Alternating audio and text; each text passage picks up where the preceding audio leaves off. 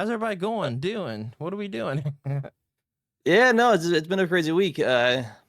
Obviously we got Mr. Thunderstash Gaming back for another week. How's everything going for you? Everybody? Good. Happy to be here. Been a busy week, I'm sure, for everybody. It's that time of the year. I think I talked about this last time I was on. It's kind of mentioning, once we get into kind of the second half of September, it just gets busy. It does. Oh yeah, it does. Yeah. Ramping up into holiday season's just around the corner. Yeah, it's between that and video games, man, it just gets so busy. And when you're reviewing games, you're just like locked in every day. So yeah, it's been super busy. But I'm happy to break away from sitting in front of the TV and going hard on Zelda Echoes of Wisdom to talk about some other stuff. Wait, does that mean you beat Echoes of Wisdom? No, not Okay. yet. I'm happy to break from it though. But it'll be done this weekend for sure.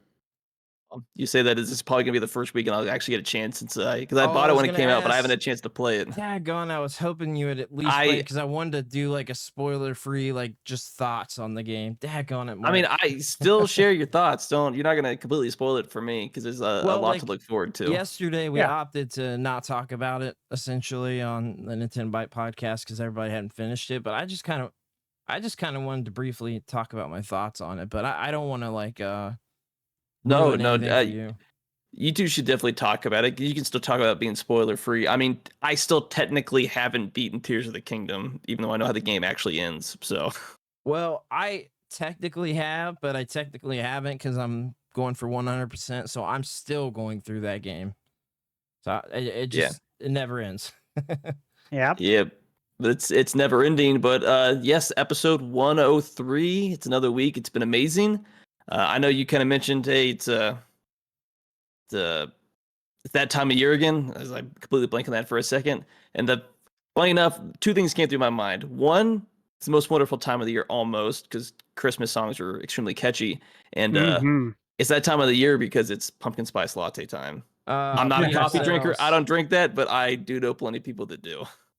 Yeah, I drink coffee, but in fact, I got some right here in my Indiana Jones and the Last Crusade pint glass, but as you can see, this baby's black.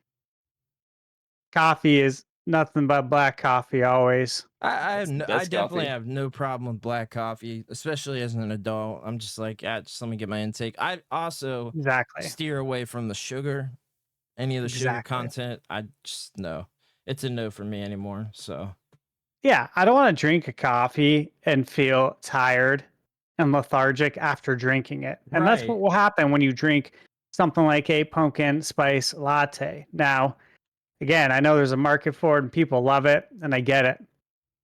And, people can keep on going on and enjoying it, no problem. Yeah. It's just not for me. Yeah, it's for not those for reasons. Me either. As Mark knows, we have a big pumpkin festival here every single year. The worshiping of the pumpkins. People travel from all over the country to come to this pumpkin show. And it blocks the city block, essentially. It's a pain to park. People are charging... Mark, I kid you not, last year, people were charging $50 for a parking spot. That's crazy. $50. Someone's getting rich. So what I do is I just walk the extra mile from Kroger. I park at Kroger for free at that point. And walk. I'm like, I'm not paying $50, dude. Are you kidding me? I already have to pay $8 for freaking cheese on a stick, dude. You got to work off that fair food, exercise is free at that point. It's free cardio. Dude, no kidding, man. But yeah, it's been a pretty good week, man. I'm ready for the fall. I know we're talking. We briefly mentioned it, but we're going to do something for the Halloween special. We always do like specials for the holidays, so I think we're probably going to dress up or something like that, and just make it a little fun, make it more horror-ish. I don't know the last time I wore it, but I do have a wig and a Japanese schoolgirl outfit I can wear. Femboy Friday, right? as you say. Of course. Obviously, before we get into it, just had two quick shout outs. I know this is kind of probably coming out a little late, but coming out Monday on the Game Junction channel on YouTube, I'll have a unboxing for the Switch, the Hyrule edition for the Let's Echoes of Wisdom, go. because I'm blanking across the board. A little late to it. I just haven't got around to filming it, but that will be up on Monday on the Game Junction channel. And then obviously we've got me and Brandon doing the Anime Junction cast on the Junction Network. That goes up every Sunday. I about said Friday, wrong day. Every Sunday at noon Eastern, and then as well on the Junction Network YouTube channel. Trying to by Monday as well get a separate anime related video out as well, because we have it's a new fall season, so there's definitely some anime trying to give my thoughts on, trying to obviously pump up that channel, get more content out and stuff like that. So one channel we're doing game stuff, Junction Network, a little more, I guess, was supposed to be broad, but got some anime related stuff that's coming to that channel as well. So some good stuff to look forward to. Yeah. I guess real quick, did you have anything coming to your channels or any streaming that you were doing? Quick shout out real quick. Yeah, the next thing to come will be the Zelda Echoes of Wisdom review, which should be early next week. And then, yeah, I have a dry erase board behind me. Which is crazy, yeah. and I love it. Yeah, so next up is a game that we'll actually be talking about today, Silent Hill 2. I'm going to jump into that, and then another game we'll be talking about, Metaphor Refantasio. Yep. And I'm going to try to sneak in two other games that are going to be probably a little quicker to get reviews out on. And one of them just went up on limited run on October 1st for the first time physically. The game came out in 2020. And it's called Pumpkin Jack. Yes. Yeah. Yeah, so I'm going to review that, and then I am going to review the new Ghostbusters 2 for regular Nintendo. It was a Europe exclusive, did not come out in the States. It was developed by HAL Laboratories, which, of course, Super Smash Brothers, Kirby, Adventures of Lolo from the NES days. Game. So, yeah, great game. And so, yeah, I got a lot going on. And I figured I'd try to inject a little bit of, scary Halloween theme games in there with the Pumpkin Jack and the Ghostbusters. We've also got, me and you pre-ordered the Halloween and Ash game. So. Oh yeah, the retro ones. Yeah. That comes out the 18th. Yeah, so just before Halloween. Yeah, this October on my calendar is just absolutely bonkers. It's crazy that we're in such a time where there are so many games that we're looking forward to, both big, small, medium, and it's exciting, man. It's an exciting time to be a gamer. It is. It truly is. There's so much stuff for everybody. And like you mentioned, some of the things that I want to check out, there's way more. There's way more that I'm interested in. Like, I can't wait. I cannot wait for Gimmick 2, because Gimmick is my favorite platformer of all time. Yeah, it's a good one, man. Yeah, and it's like it may have went down since, but it was like a $900 Famicom cart, which is crazy. So I actually played that for the first time when I had a buddy bring it over with his Famicom TV, which was a really interesting experience and really cool way to play the game. And I fell in love. I absolutely cannot wait for that. That's one I'm super hyped for. So, it's one of the games with an amazing soundtrack. But as we know, Sunsoft, they were known for having amazing soundtracks on their games in the NES era. From that to Batman, Gremlins 2, the new batch, excellent games. Oh yes, so much greatness there for sure. So yeah. I guess we go right into it. Quick little update for the Nintendo Switch Online. We got 2 games coming back to it that a lot of people probably didn't know about. I know I wasn't for sure. On October 11th, we got F-Zero GP Legend and F-Zero Climax. So excited. 2 classics, because these were both on the Game Boy, if I'm not mistaken, correct? GBA. Legend was on GBA, and then Climax also GBA, but was only in Japan. Yeah. Never came So out in the finally. States. Finally getting a chance at that game.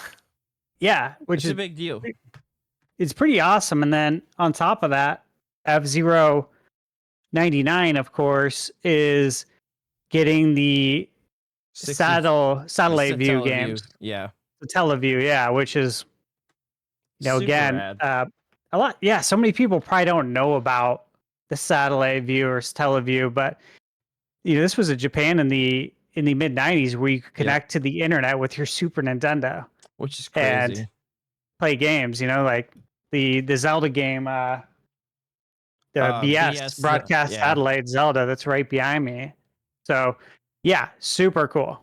That we're all going to be able to experience that. I love when that happens. Like Yep. when we got Star Fox 2 on the Super Nintendo Classic. Yep. Yeah, like great stuff. Yeah, it's a super exciting time for Nintendo. I think the surprise drop on those was like, it kind of blew my mind because it just wasn't something I expected to see coming, and yeah, it's exciting, man. I love F-Zero, and I'm hoping the F-Zero 99, these two games being brought over, leads to something new F-Zero coming in the future. Because I mean, Yeah. F-Zero 99, I can say this wholeheartedly. I just jump in that game and run a few races and just kill some time. Like, I love Beauty it. of the game, really. It really is. I think it's very fun. I think it's a great concept. I thought Tetris 99 was a good concept. It's unfortunate that, these games aren't going to stay because they're digital only, but F-Zero 99, it really made sense. It's really cool. Yeah, and I guess it's more. No, I just wanted to say real quick because like my only experience with F-Zero was the maximum velocity game on the GBA, Which is the good. only one that I ever played. Yeah, great games. I mean, I remember when we first got the Super Nintendo, and the first time we played Super Mario World and F-Zero. Obviously, both launch titles, and those are the games we played first time playing it. And F-Zero, of course, is a futuristic racer, but back then, in 1991, like it really did feel like the future, what you're experiencing, the graphics. And it was so much fun. And obviously, F-Zero has barely been supported really since the GameCube era when we got F-Zero GX. So the fact that it's coming back now and the way it is with F-Zero 99, it does lead me to believe that we're either going to get a F-Zero GX remaster on the Switch, Switch 2, or we're going to get a new entry in the series because they're priming us right now. They planted the seed. The seed is F-Zero 99. Then they planted a few more additional seeds by bringing over, F-Zero X on Nintendo 64 with the NSO, and then now the GBA games. And of course, we already had the SNES game. And they have to do that because when you've had a franchise absent for as long as F-Zero has been, nobody knows about it that's young. None of the young kids know. Like, young kids today, kids that were born when the GameCube came out, I mean, that's when they were born. They weren't playing video games yet. And by the time they were of age to start playing video games, no one was playing the GameCube. In fact, people were still hating on the GameCube probably back then. Sure were. Yep. Yeah, the GameCube really just came back into the retro, so to speak, spotlight in the last probably 3 or 4 years, maybe.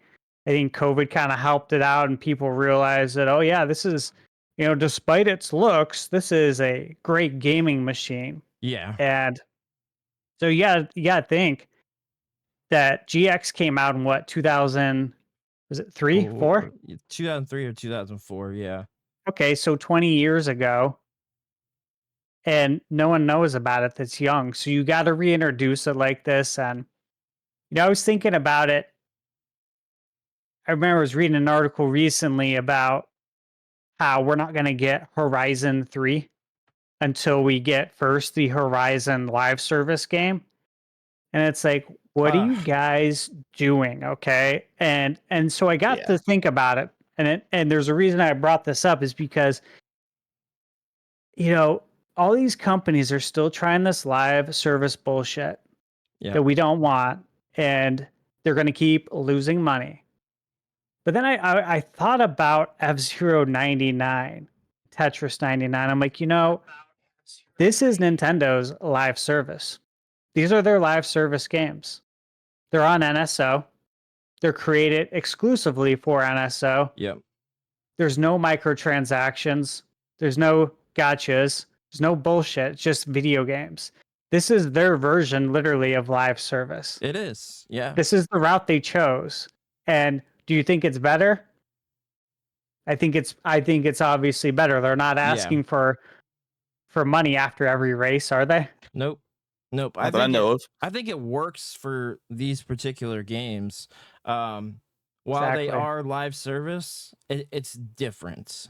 It's Mhm. done differently, and you can It- earn things within the game without spending money, and winning races, and obviously the challenges, and all. I mean, like, for goodness sakes, you can even earn like the coins to buy stuff, right? Like, you can Yeah. still earn the coins every week. There's weekly challenges. I'm an idiot. I've had a Switch forever, and I just started doing them because I just started realizing, oh, there's a bunch of really cool icons that I can add to the collection and like switch out and stuff. So I got all the Link's Awakening ones from the week before last, and then I got Yep. most of the new ones. I still got a few to get. Like, I think I got the bed and Zelda and Link. Nice. But yeah, I mean, it definitely works for Nintendo, and I enjoy it very much. It's one of those games you can pop in and just play, man. Just jump in Yeah. a race, don't have to spend a bunch of time. You got 10 minutes to kill, jump in a race, have some fun. Exactly. And it's nice. Yeah, I love it. Yeah, there's definitely nothing wrong with that.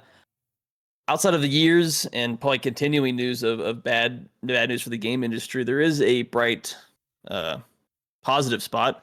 From Software is giving all its employees an approximate about 11.8% pay raise starting in April of 2025. A game studio doing everything right and not losing money, just pumping out good games. Yeah. Thank goodness somebody's doing something right.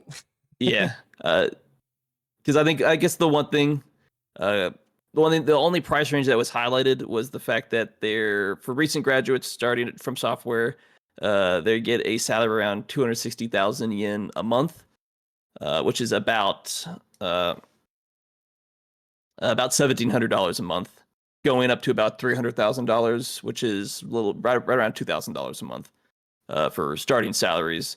So it kind of gives you an idea, but something that they're at least able to give all their employees across the board a raise shows not only they're doing right how the industry should Yep. treat its employees, but how they should treat the fans, bake good games, and regardless of economic woes, if you make good games, people will be out there. They want to buy it. I mean, look at Black Myth Wukong, a really good game that appeals to the core gaming audience, and it sells extremely well. Yep. Yeah. I was really happy to see this. Obviously, we see so much bad news with AAA development, and even the smaller studios, right? I mean, Yep. Annapurna Interactive. I didn't expect to see the entire staff of walk out, developers yeah. walk out. Yeah, and I saw people in the tweets are like, "Oh, they'll be fine. They'll just hire other developers." It's like that's not really how it works, Yeah. man. That's the heart and soul that you just removed. That's a whole crazy situation. That one's wild. It is, but to give basically a 12% pay increase across the board, that's special because even in tough economic times like we've been in for the last few years, I think a select handful of people getting a pay raise is something to celebrate. Yeah. But the fact that they gave it to everybody, it's like, okay, dude, that's awesome. Especially when you compare and contrast and you look at things going on at other big AAA developers just this week alone, right? That we'll get to soon, later in the show. It's like, man, this is good to see. So I'm happy. And I must presume but the Erdtree DLC did fantastic. It absolutely did. Yeah. I enjoyed it. Yeah, everybody that I've seen playing the game, I haven't played it. It's not my style of game, but it's always good to see that they're making good games, not just coming out having their developers say stupid stuff to just cause drama and stuff like that. Exactly. Which happens. Yeah, all the just time. follow the basics, you know? Yeah, pretty much. But Brandon, I do have a question for you. Yeah, what's up? Would you like to play a game? Okay, so what's going on here? Just because obviously we're in October, it's a Halloween month. Yep. Those that have Xbox Game Pass Ultimate will get 2 free horror movies this month until the 31st, both Saw and The Devil's Rejects. I might have to snag those then. If you already have that, go ahead and claim those. You have till the end of the month. Just it is the season. Yeah, that's cool though. I mean, as long as they don't get taken away, but yeah, it's always the issue with digital. But hey, if you're already paying for this, what's a free movie? So yeah, that's true. Yeah, I'm gonna have to claim those for sure. Yeah, but I know we did just talk about the Horizon going live service. There was some news around the Horizon remaster. So it came out that Horizon Zero Dawn will no longer be sold individually on Steam. It will be packaged together with, it'll be bundled with the Horizon Zero Dawn remaster with a price point of $50 to match the standard price of the Horizon Zero Dawn Complete Edition, because we have to have multiple editions of it. Yeah. So on top of the original, we bumped up the price to $40. Now it's $50, and you can only buy this one version of the game moving forward. And I believe it also, I don't know if this got the same treatment on the Epic Game Store, but I did know the original did get delisted, but I assumed it was getting a similar treatment over there as well, which is unfortunate to see. Wild. Completely unnecessary. Completely unnecessary and a really bad move on PlayStation's part again. They just keep doing it over and over and over. You got to be logged in the PSN to play your single player PC games. Like, come on, man. Come on. Sony's I can't either defend these companies. I can't do it. They've either got really high highs and they've got really low lows. There's no in between with Sony right now. Oh yeah, this year's been wild for them. It's been a roller coaster of exactly that, ups and downs all year, and the lows have been real low. But oh yeah, I'm sure you guys saw as well that the pricing changed on the PlayStation Store.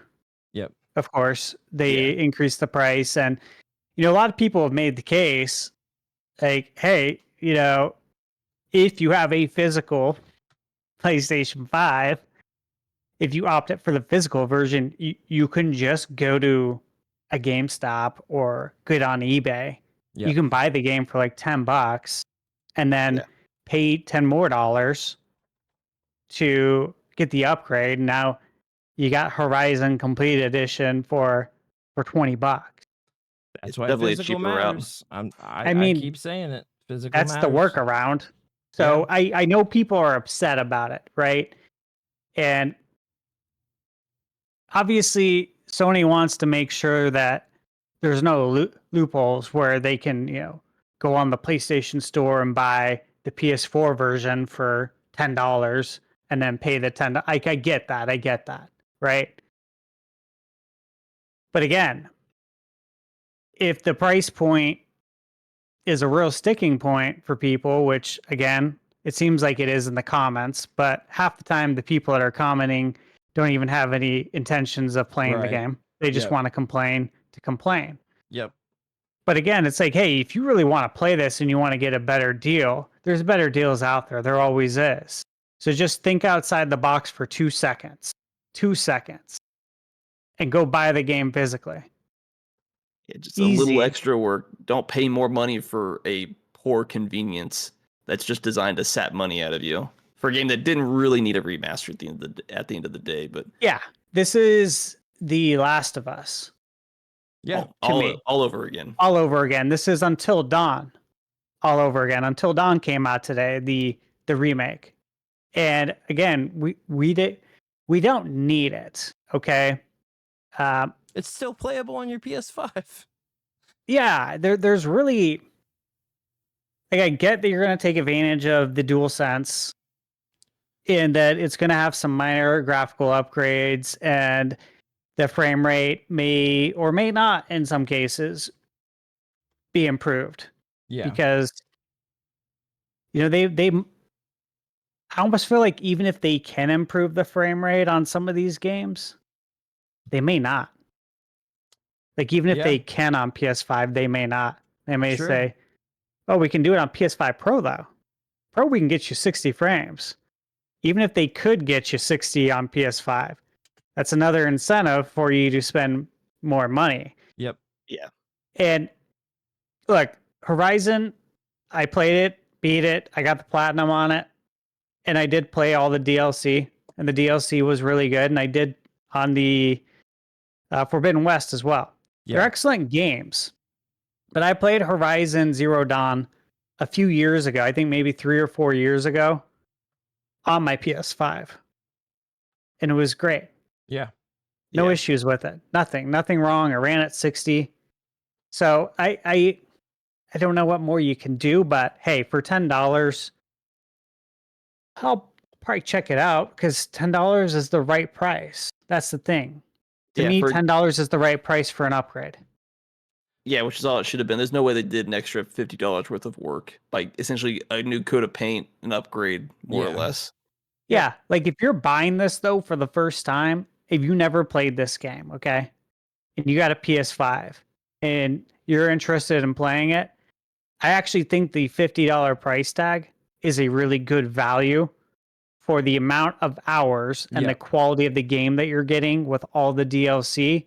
I think $50 is a good price. I think that's what The Last of Us Part 1 remastered should have been, but that Yeah. came out at 70. Yeah. Plus, Oh, what yeah. And was that it, was way too $100 for much. the Firefly edition, right? Yeah. Yeah. Oh, that's Which crazy. I'm still, Mark. We were talking about this before you even came on Thunderstash. We were discussing that. I wanted that Firefly edition. I really, really wanted that, but I didn't necessarily. I wasn't like, oh, I've got to play part 1 and play it for a third time again. But I knew that it was going to be super limited. And I knew at some point I would want to check it out.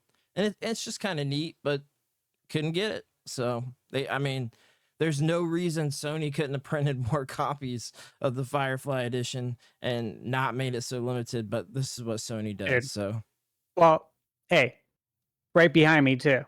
Final Fantasy the Pixel Pixel Remastered. Remastered, I know And that I too. know they reprinted it, but they didn't reprint the anniversary Right, edition. which I wanted. Which is that's what the fans of Final Fantasy, the longtime fans, really want it. Yeah. And so I don't know why they make it so limited because It'll sell, man. you can make more Yeah. money. And again, if I'm a shareholder, I'd be like, why are you doing this? It doesn't. Why are you make leaving any money on the sense. table? Because I would have bought that in a heartbeat. I tried, and I mean, it went up at like what, at least my time, like 3 a.m. or something. In the middle of the night, it went up for sale, Yeah. Yeah. and that's why I missed it. I was sleeping. Yeah, I just happened to be at Denny's at that time. That's awesome. I got lucky. You're like, Hey, some fun, Yeah, total luck. fun stuff happens at Denny's, man. I know. it always does. You guys ever but see I that video of the band playing at Denny's? can't remember if I did or not, to be honest. You gotta look that up sometime. It's hilarious. I'll definitely have to double check. I know last week we talked about obviously the ongoing legal between Nintendo and Power World and that constant butting of heads. But we did get news today. Obviously, the Power World launched on PS5 and a bunch of other countries last week. But today it launched on the PS5 in Japan. Regardless of the ongoing legal battle, they're still moving forward with this. So either they are fairly confident or they're just like, screw it, we're just going to move forward with it and whatever happens, happens. Yeah. Yeah, I feel like you kind of have to at this Yeah. point. Like, I'm sure internally they know what's going on. They know what the stakes are like. I'm sure they have a risk assessment team, or at least a risk assessment advisor that can Right. tell them what you can and cannot do as you're going into court. But to not release it would be, I think, almost throwing in the towel in a Yeah, 'cause- sense, like submitting to saying, Yeah. hey man, like I surrender, like we're gonna get defeated if you do that. Like that sends a bad signal even to the judge, whoever the judge is gonna be. Like they're like, well, why if you're not infringing or if you're not copying, then why'd you stop? Why didn't you release the game in Japan? That'd be Right. one of the questions that they get asked in court. So you just have to just continue moving forward, and you're already in this deep. So Yeah, it's keep not going going. to change. 'Cause I know they came out on their Japanese X account. And we're like, sorry for the delay, but it's out now type thing. But yeah, because if you don't, it's like, oh well, are you trying to hide something? Do you look regardless? The perception is you might look essentially guilty type thing, which is regardless whether you're in the right or wrong, you just have to keep moving forward, and then you deal with the fallout because there's no stopping at this point. That's I right, agree. because the judge and the jury, they will judge you for that. It definitely Yeah. will. And the thing that makes this difficult is that the Japanese court system is so different. Japanese law is so different than here in the US. It just is. Yeah. Like it's hard to, I don't know how they're going to deal with this, but I do know it's very different. I've talked with other people, and it's going to be probably things that we just don't understand. We're not lawyers, first of all. We're definitely not Japanese lawyers. So it's going to be interesting to see how this plays out. Yeah, that will be for sure. I hope it's more, I guess, organized, less drawn out than Yeah. the whole Activision FTC stuff that we dealt with the last couple of years. That was Yeah. interesting for a while, and then it just kept going and going. You're like, okay, when's this going to be done? Right. It never will be. That's the joke. Right. But I know with the ongoing issue of the talk with the fight between physical and digital media is an ever moving forward issue. I know I've never been to the UK. I don't assume you all have ever been to the UK before. Nope, I haven't. No. Yeah, so this is less for this specific, but it's more about the topic. So the Play magazine is shutting down after almost 30 years in the UK. Physical magazine. This is their last one, which would be their issue 46. They're pretty much saying, "Hey, it's been a good ride, but we're finally shutting down." It's just the sadness of physical dying. I know this deals with the magazine, but it's just a greater issue of if you don't move to digital and you can't succeed there, it's just going away. It just seems like it's a matter of convenience, and the industry wants it to go that way because the industry can have more control, over games and stuff like that. A few issues of the Play magazine that I've imported throughout the years with covers that I've liked. And it's unfortunate that magazines now, because we saw like with Game Informer, obviously that just stopped not long ago, and I went and picked up the final issue because I wanted to have that final time of picking up that magazine, and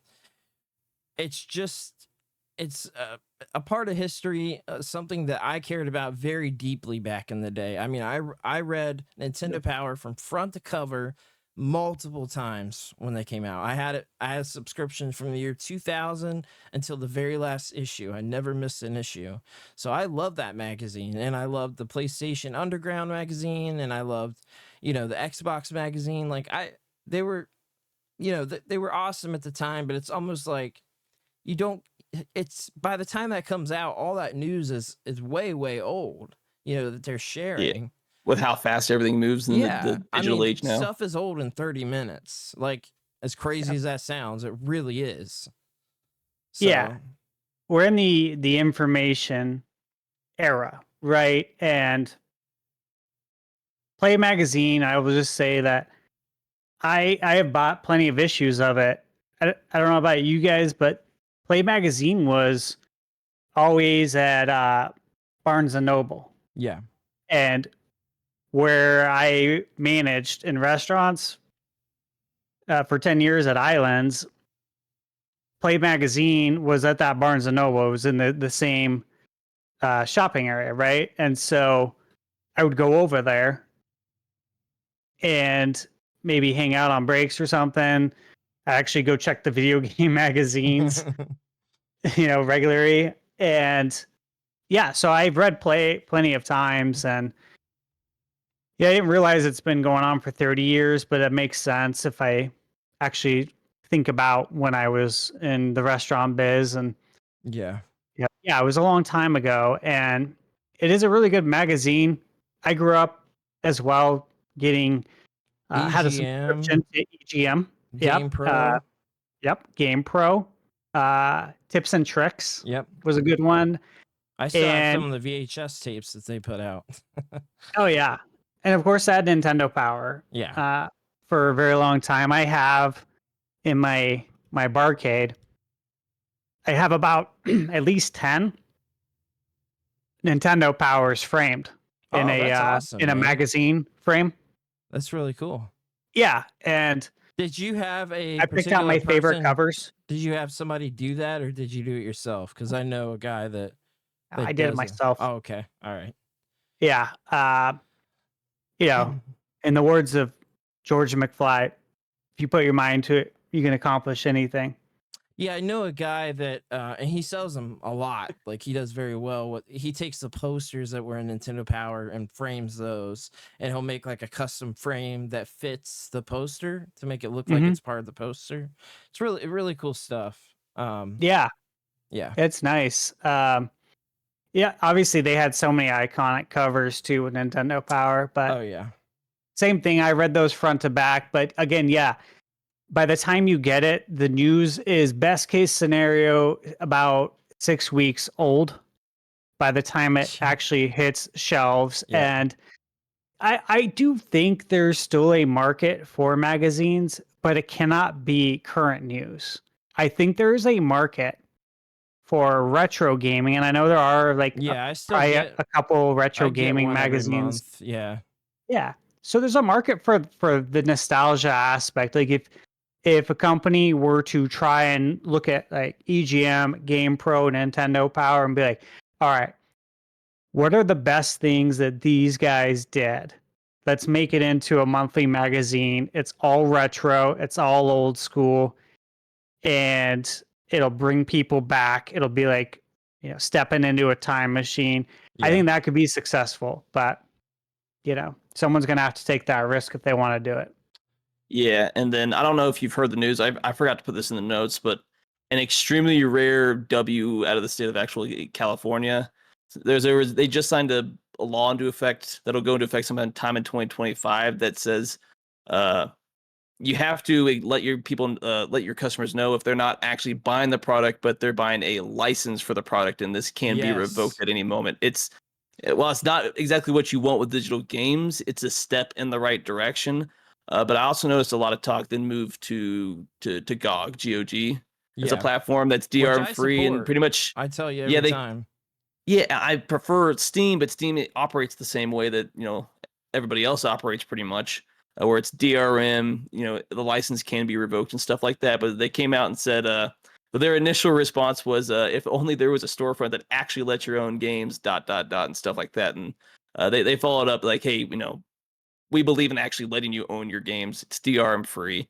As far as like being a platform like that, I think GOG is absolutely great, and I think that's the one thing I think if Steam would move to would make that like the perfect platform for the consumer. Because in every other way, I think Steam is the most superior platform as far as PC gaming goes. And you've got the Steam Deck, right? It's huge. Yeah. It's huge. So you access your library that way. But I am 99.9% sure that Steam will not move DRM free. I just don't see it happening. I just probably can't. not. It's the only problem though, because everything else Steam does is targeted toward the consumer experience and wanting to keep it there. Yeah. Obviously, there's a controversy with quote unquote what's it called when you mass downvote a game? Review bombing, essentially. Oh. There's been some drama about what whether it is or isn't review bombing and other stuff like that. But everything they do as far as their storefront is always geared towards the consumer. Where maybe like something like Epic's geared towards the game studio and publisher. Yeah. Prioritizing them first and then the gamer second, stuff like that. But I mean, regardless of everything else, I think this is a step in the right direction if digital is the inevitable future and stuff like that. Yeah, and Yeah. something I want to bring up too, just I've heard the discussion a lot with the move to the next generation of consoles, or let's say, I don't even know if Xbox will have a legitimate full console next generation. I hear so much that people are just going to move to PC, and I can understand why. I can get it at that point. By the time the PS6 comes out, like the way that things are, you get the PS5 Pro, $700, right? I mean, at that point, like I for a while I didn't get that because I wasn't a PC gamer, and I do finally have a desktop. Still haven't really played any PC games on it yet, but I do have a Yet. big chunk of games on GOG and Steam and stuff like that. But I can understand and see why people would want to move to PC after this console generation. I legitimately do. But it's going to be PC and they own a Switch. It's always that. It's like I own a PlayStation and I own a Switch, or I own an Xbox and I own a Switch, right? Like it's always that because you want to play those first party Nintendo games. But I can see why people would want to just move to PC because the games are going to be digital only. There's not going to be any physical PS6 games. I'm certain of that. You see that? I think people like the idea of it. Yeah. They like the sound of it. It almost feels good to say, I'm going to do that. Almost like a threat in a way. Like, oh, I'll just do this. But Yeah. guess what? Nobody does that. Very few people, a very small percentage actually jump console ship Yeah. and we'll say, hey, I'm going to go to PC. Now, look, I got a PC. I got a laptop. I have Steam. I know how to build computers. I started building them when I was a kid with Microsoft, dude. Me too. So I know how to do all this stuff, but the average person, even more than the average person, they don't know how to do this. Yeah. It's scary to them to think about trying to, because everyone says, hey, if you're gonna go PC, what is anyone from the PC master race, you could say, what do they tell you? What do they say? You got to build it. You got to build it. If you're going to do it, best way to do is build it. They do. It's Say such a Everybody unique says experience. It Yeah, gives you it is. a feeling of like I built something myself, an understanding of like how the actual hardware works as you kind of put stuff together and stuff Yeah. like that. And then it's just an accomplishment of I put this together. I didn't just buy a box that's just ready to go. There's a Right. convenience to that, but there's also like a level of accomplishment. Plus, when you upgrade stuff, you don't have to upgrade the whole thing all at once unless you wait like a decade to upgrade. You can part here, part there. So you don't have to drop $1,500 or so all at once. You can do a few hundred here, a few hundred there, and stuff like that, and slowly upgrade and keep everything up to date and stuff like that.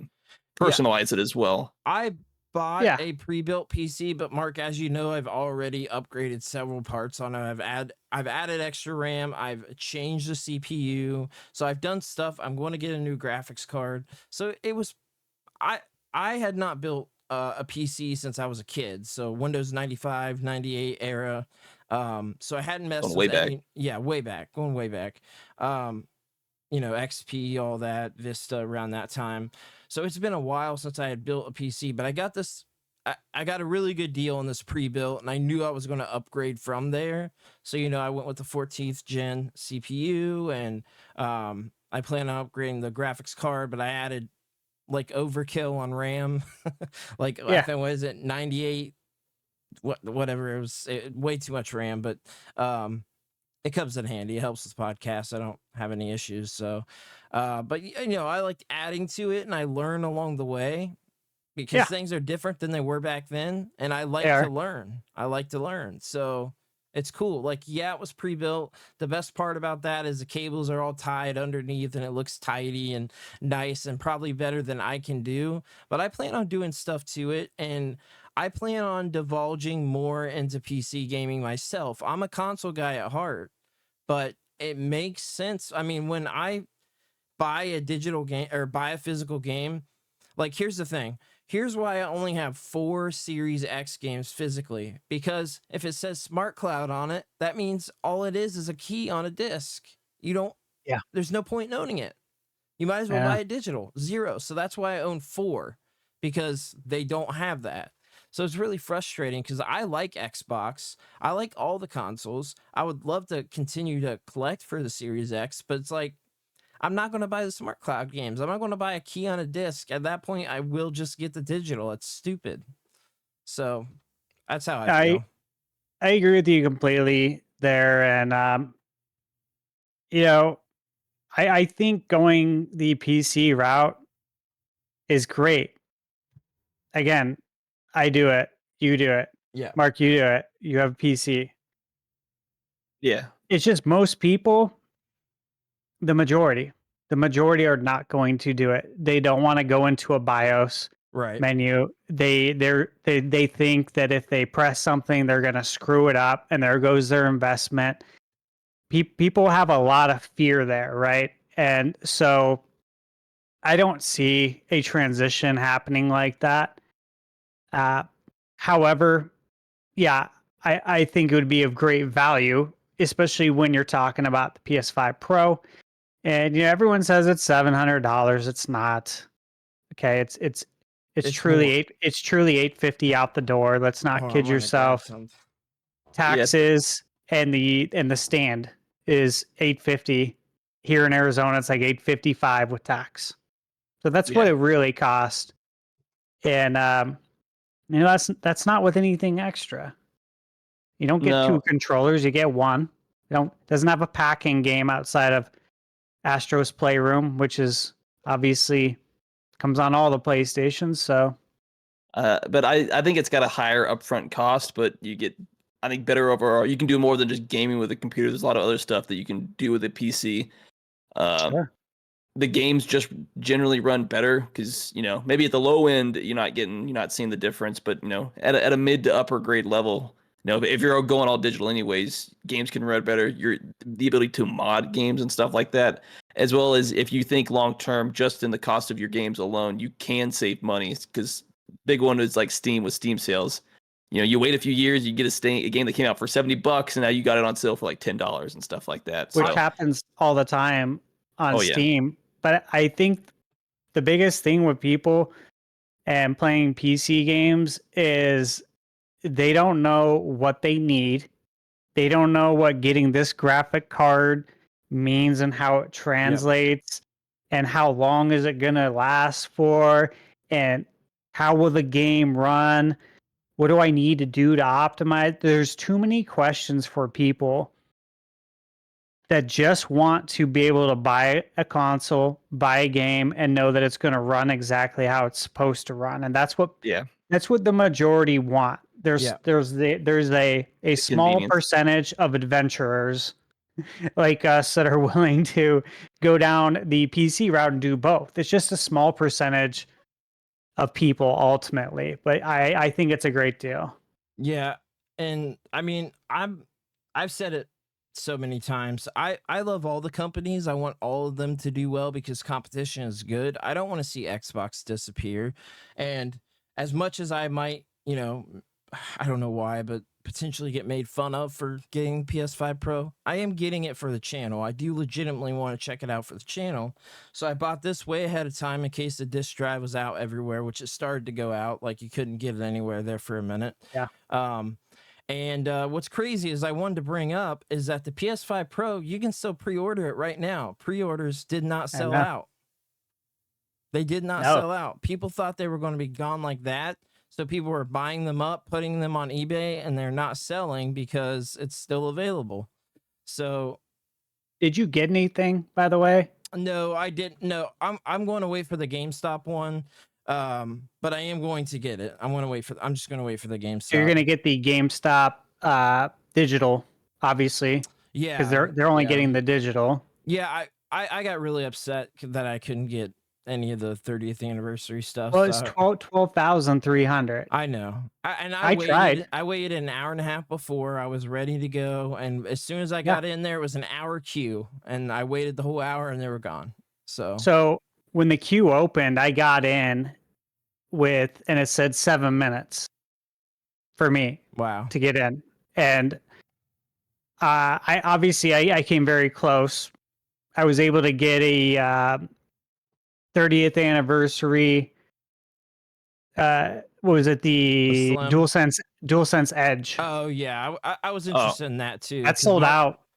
Yeah, quick. I know. I was interested in that too. Mark, you said that's what you wanted to get. Was that? Yeah, it's what I would like to get, but Yeah, I tried for that too. That was going to be like my secondary option, and then I was even going to consider the Portal, but I did. I've got. Oh, I I have. got the Portal too. Did you get the Portal? I did. I got Nice. them both pre-ordered. I just Oh, think that's it awesome. looks nice, but unfortunately, I mean, my Portal's right over here. It has major freaking issues. So it's like if I bought that, it would have stayed in the box. And I'm trying to not be a box sealed collector anymore because I used to do that a lot. I'm trying to not do that. Like if I would have got the 30th anniversary edition of the PS5 Pro, I don't know if I would have opened it, but it's also like you've got, basically $800 sitting there in a box, and it's just, Well, I don't yeah. know. If you could have gotten that one, honestly, there's no reason to open it as far as the value goes. Yeah. Because if you keep it sealed, the amount of equity you'd have in selling it, you could just go buy a PS5 Pro Right. digital or physical, and it's free if you look at just from an equity standpoint, because if you got it, it's going to be worth 4 or 5 times the amount you paid for it. Which is Easy. totally true. But the thing is I didn't want to sell it. I wanted it.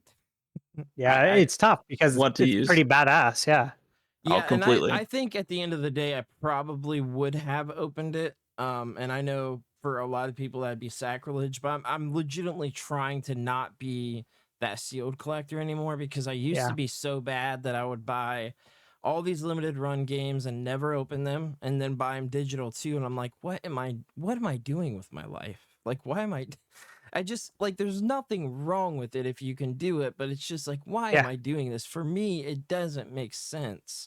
For, I just buying the game twice. I don't know. I was doing that for a very long time. Premium edition games and red art games and all that jazz. I was buying them all up. I got super heavy into, I bought the very first limited run game, for the Vita. So like I was in there for a long time. Yeah. We've both been doing limited run for a long time, right? Yeah, I love the Vita. Mine's hooked up here on the little dock here, and I play it all the time. I've got it modded, and I think it's a great handheld. I think that the OLED Vita still holds up to the OLED Switch. Legitimately, if you put them side by side, like it is incredible how much that holds up. Just side by side, put it on the same game or something like that and look at it. That screen is just crisp and beautiful, man. Just looks so good. But yeah, I don't know what we were really talking about there. No, went down a whole rabbit hole We there. always do. But I guess we go and move on to the next thing. Quick little update. Metaphor ReFantasio finally got a rating. It's rated T for teen here in the US, 13 and up. Launches on the 11th, which I believe is next Friday, a week from when this is being recorded. This game launches. But for those that want to get a head start on it, the demo's out now. It's been out for a week or two at this point. That goes through, I believe, the prologue. Yeah, it's like they call it prologue demo, and it's whatever progress you make in that is supposed to transfer automatically over into the actual game. Assuming it doesn't pull a Star Wars Outlaws, it gets bugged, and they're just like, "Oh, well, sucks to be you." Yeah, right. I'm very excited for this game. So am I. And I definitely want to play this prologue. I love when companies do this where it transfers over, so you start the game and it transfers over. I've I do always too. loved that. I like the I demos. appreciate that. Yeah, I just like the demos in general are starting to make a comeback. I felt like they were gone for like a decade or two at this point. Yeah, I felt like they were too, and that was unfortunate because there are some games, like I would say at least 95% probably of games that come out, I know if I'm gonna like them. I don't need to play the demo. Okay. Yeah. But there are a few games, and I was unsure if I wanted it, and then they announced there was a demo. I'm like, oh, I finally get to take advantage of one. And then when it carries over, like for instance, Unicorn Overlord. Oh gosh, yeah.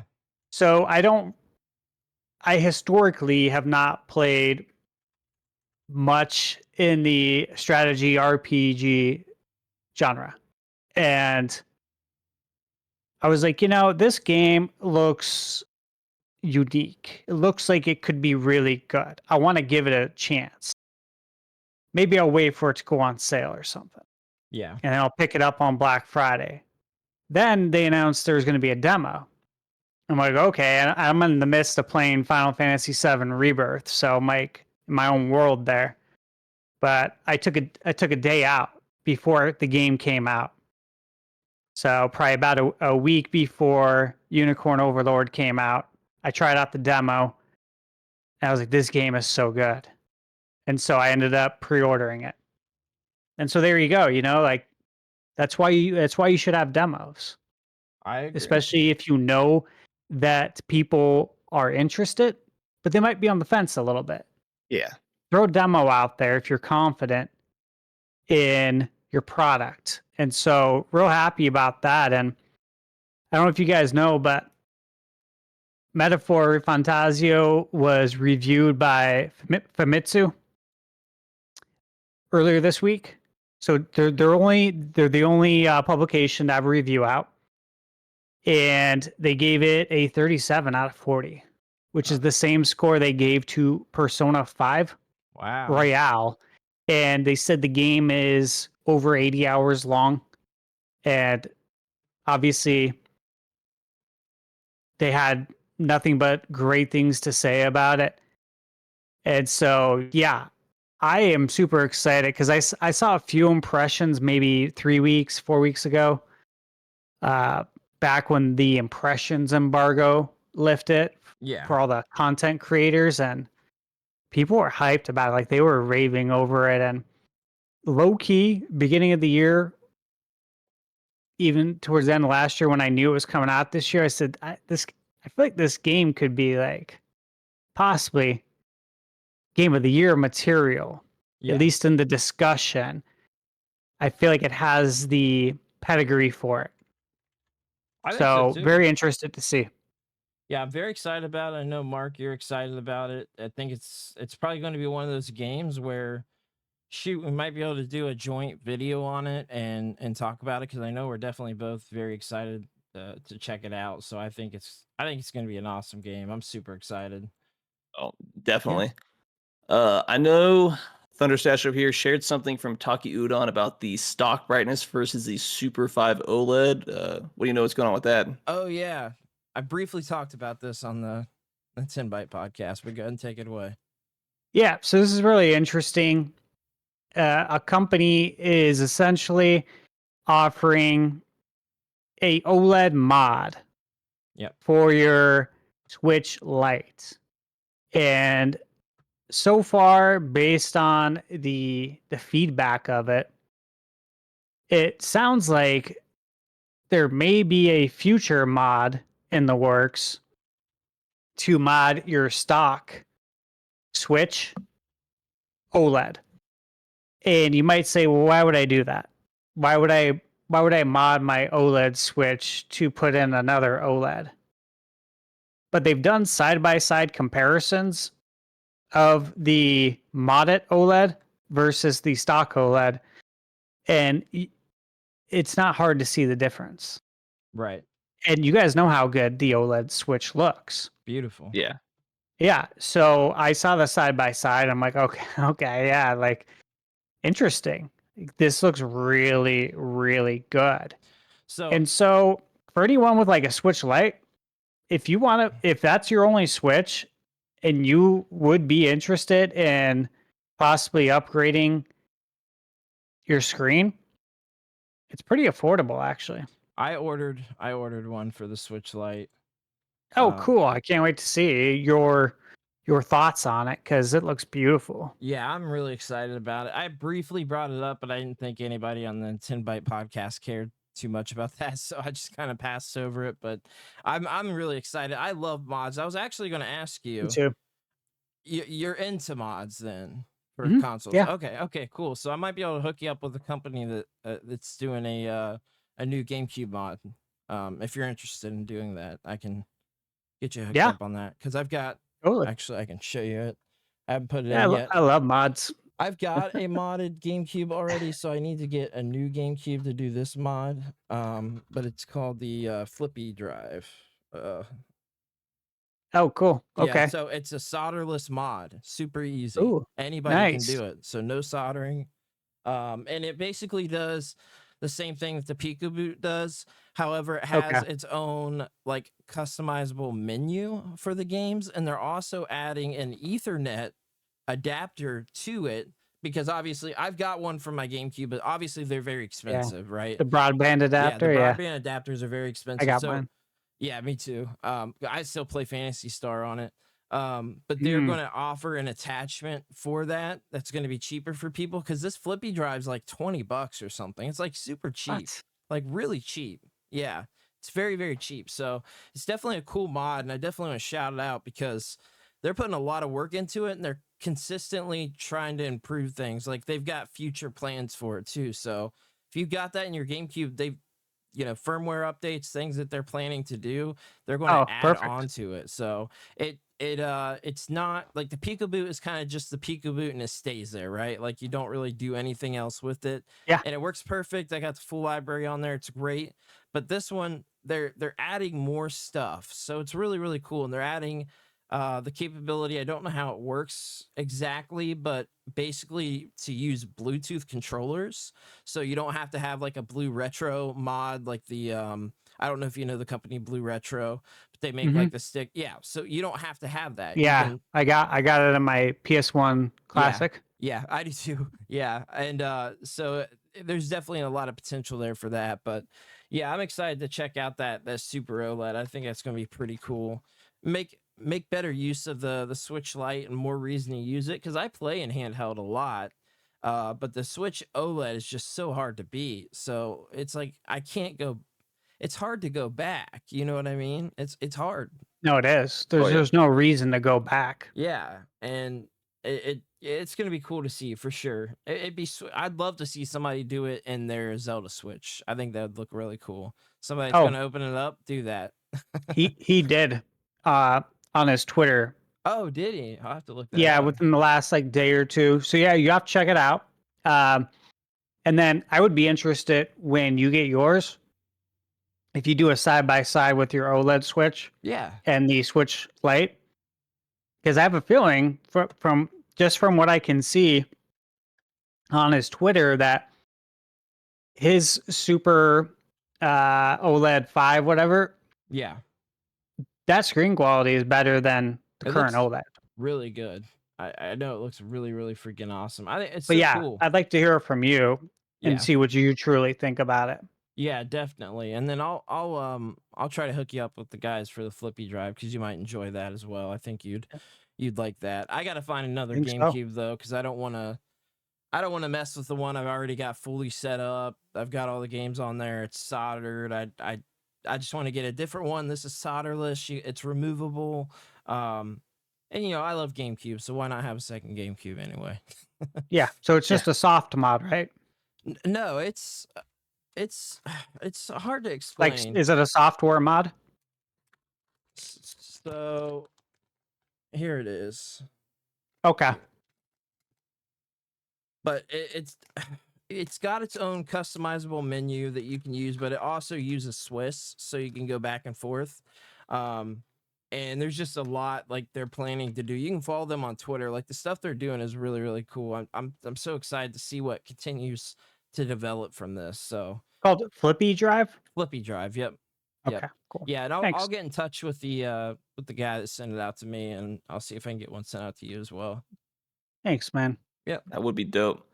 We got some news that the Ryujinx devs of the Nintendo Switch emulator were just served a cease and desist by Nintendo, and via Nintendo on Twitter X, was kind of rumored that this was because the Echoes of Wisdom was released 2 weeks early and it was using this emulator. This is one of the reasons that the Nintendo Store essentially went after them. Which is, emulators are great, but, is it an issue with current gen consoles being emulated and stuff like that, as far as like potentially coming into leaking stuff and or breaking into profits and stuff like that. Because it's one thing if it's like a 20-year-old console being emulated.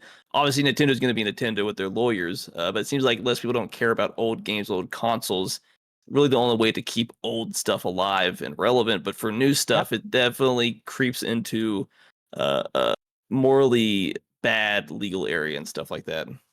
Yeah, I've said it time and again. If it's a current gen console where you can go and buy the games in the stores still, I don't support doing that whatsoever. But if you're talking about NES and Super Nintendo, man, I've got EverDrives for days.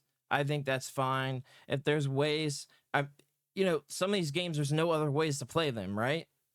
Like, yeah, it's pretty much your only way, unless you're spending hundreds of dollars on old hardware that's been refurbished, and $100 on the old game cartridges and stuff like that. Yeah, I wouldn't support it for current Switch hardware, like as far as illegally getting new games for the Switch like that. But if we're talking about even back, I guess it would be back to like the Wii. I think it's fair game. I mean, if things aren't accessible, people are going to find ways to play it. That's how I feel. So yeah. If the console is still in production or it's still on store shelves, then you got to say like this is off limits. You can't do that. Yeah. Not when we're trying to actively sell it. And the thing is like, hey, if you're gonna do that, that is your decision. Mm-hmm. Whomever it may be in the world, if you're interested in doing that. But if you are, don't show it on YouTube. Yeah, for sure. That's the thing. And it's like, that's the problem with all of this. It's like, you can do this in the comfort of your home if you want. The chances of the FBI coming to your house and arresting you is probably very slim. Obviously, if you just have the games, but if you're showing the actual game running on your emulation on YouTube, it's always going to be an issue.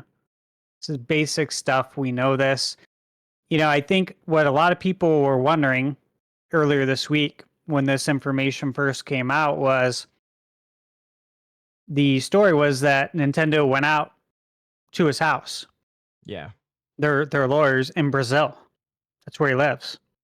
Yep. So obviously they took the trip out there. It was a big enough deal to go to your house. And a lot of people thought that he got paid to have the project canceled. Because Brazil has certain laws where there's certain protections when it comes to stuff like this. Yeah. And it's interesting, but it's like similar to China, where hacking and copyright stuff is a free for all. There really is no copyright laws. You can get whatever you want in China. Yeah. Yeah. And Brazil, from what I've gathered, is very similar, if not entirely the same. And so a lot of people thought that this guy was protected, and that Nintendo must have went out there and gave him an offer. And so what was interesting about this tweet is he confirmed that there was no offer. Yeah. It was a cease and desist. He said no money involved. So there you go. So now we know what actually happened there. Right. Kind of crazy. What's your thoughts, Mark? I just think it's crazy, but I mean, you could see it coming. Not surprising that Nintendo's going to do this. They've got a reputation for it. It's just dealing with the legalities of different countries and stuff like that. Yeah. What I will say is I'm glad that they were able to come to an agreement and that no one's going to jail. Yeah, that's always obviously good. We've seen that. We've seen prison. We've seen someone, the guy with the last name Bowser. Yeah. That's going to be having his wages garnished for the rest of his life. Which, come on, that is just absolutely absurd, man. Yeah. Absurd. So I would love it if this is the direction they went from now on. But again, it's tough because when there's emulation on your current games that are on store shelves and you got, what was it, Tears of the Kingdom? What was it, 2 million or something? Yeah. 2 million people are playing it illegally. I mean, it's a $70 game. So 2 million times $70, that's how much money at least that you lost, which is messed up. So you understand why they'd be upset. Yeah, that'd be $140 million if everybody of all those people went out and actually bought the game legally. There you go. It's a significant amount of money. That's a whole budget for some games. Yeah. It's crazy, man. I mean, it's crazy. It gets into it can be a pretty deep conversation on this. It's wild for sure. Mm-hmm. Yeah. But I mean, for a game that comes out next week on Tuesday, the Silent Hill 2 remake is getting a lot of positive reviews across the board. A handful of 10s and stuff like that, like from IG in Japan, Voxel, PSX Brazil, and stuff like that. But it's sitting at an 87 on a Metacritic and an 89 on the OpenCritic. This is pretty exciting because when this was first shown, a lot of people were very concerned, to put it lightly. There was changes in the game, visual appearances and some of the characters that people were not happy about. Yeah. The game itself looked choppy a little bit for being a remake, right? Of a PS2 game. Yeah. On PlayStation 5. It just didn't look very fluid in the first trailer, the first time they showed it, right? And correct.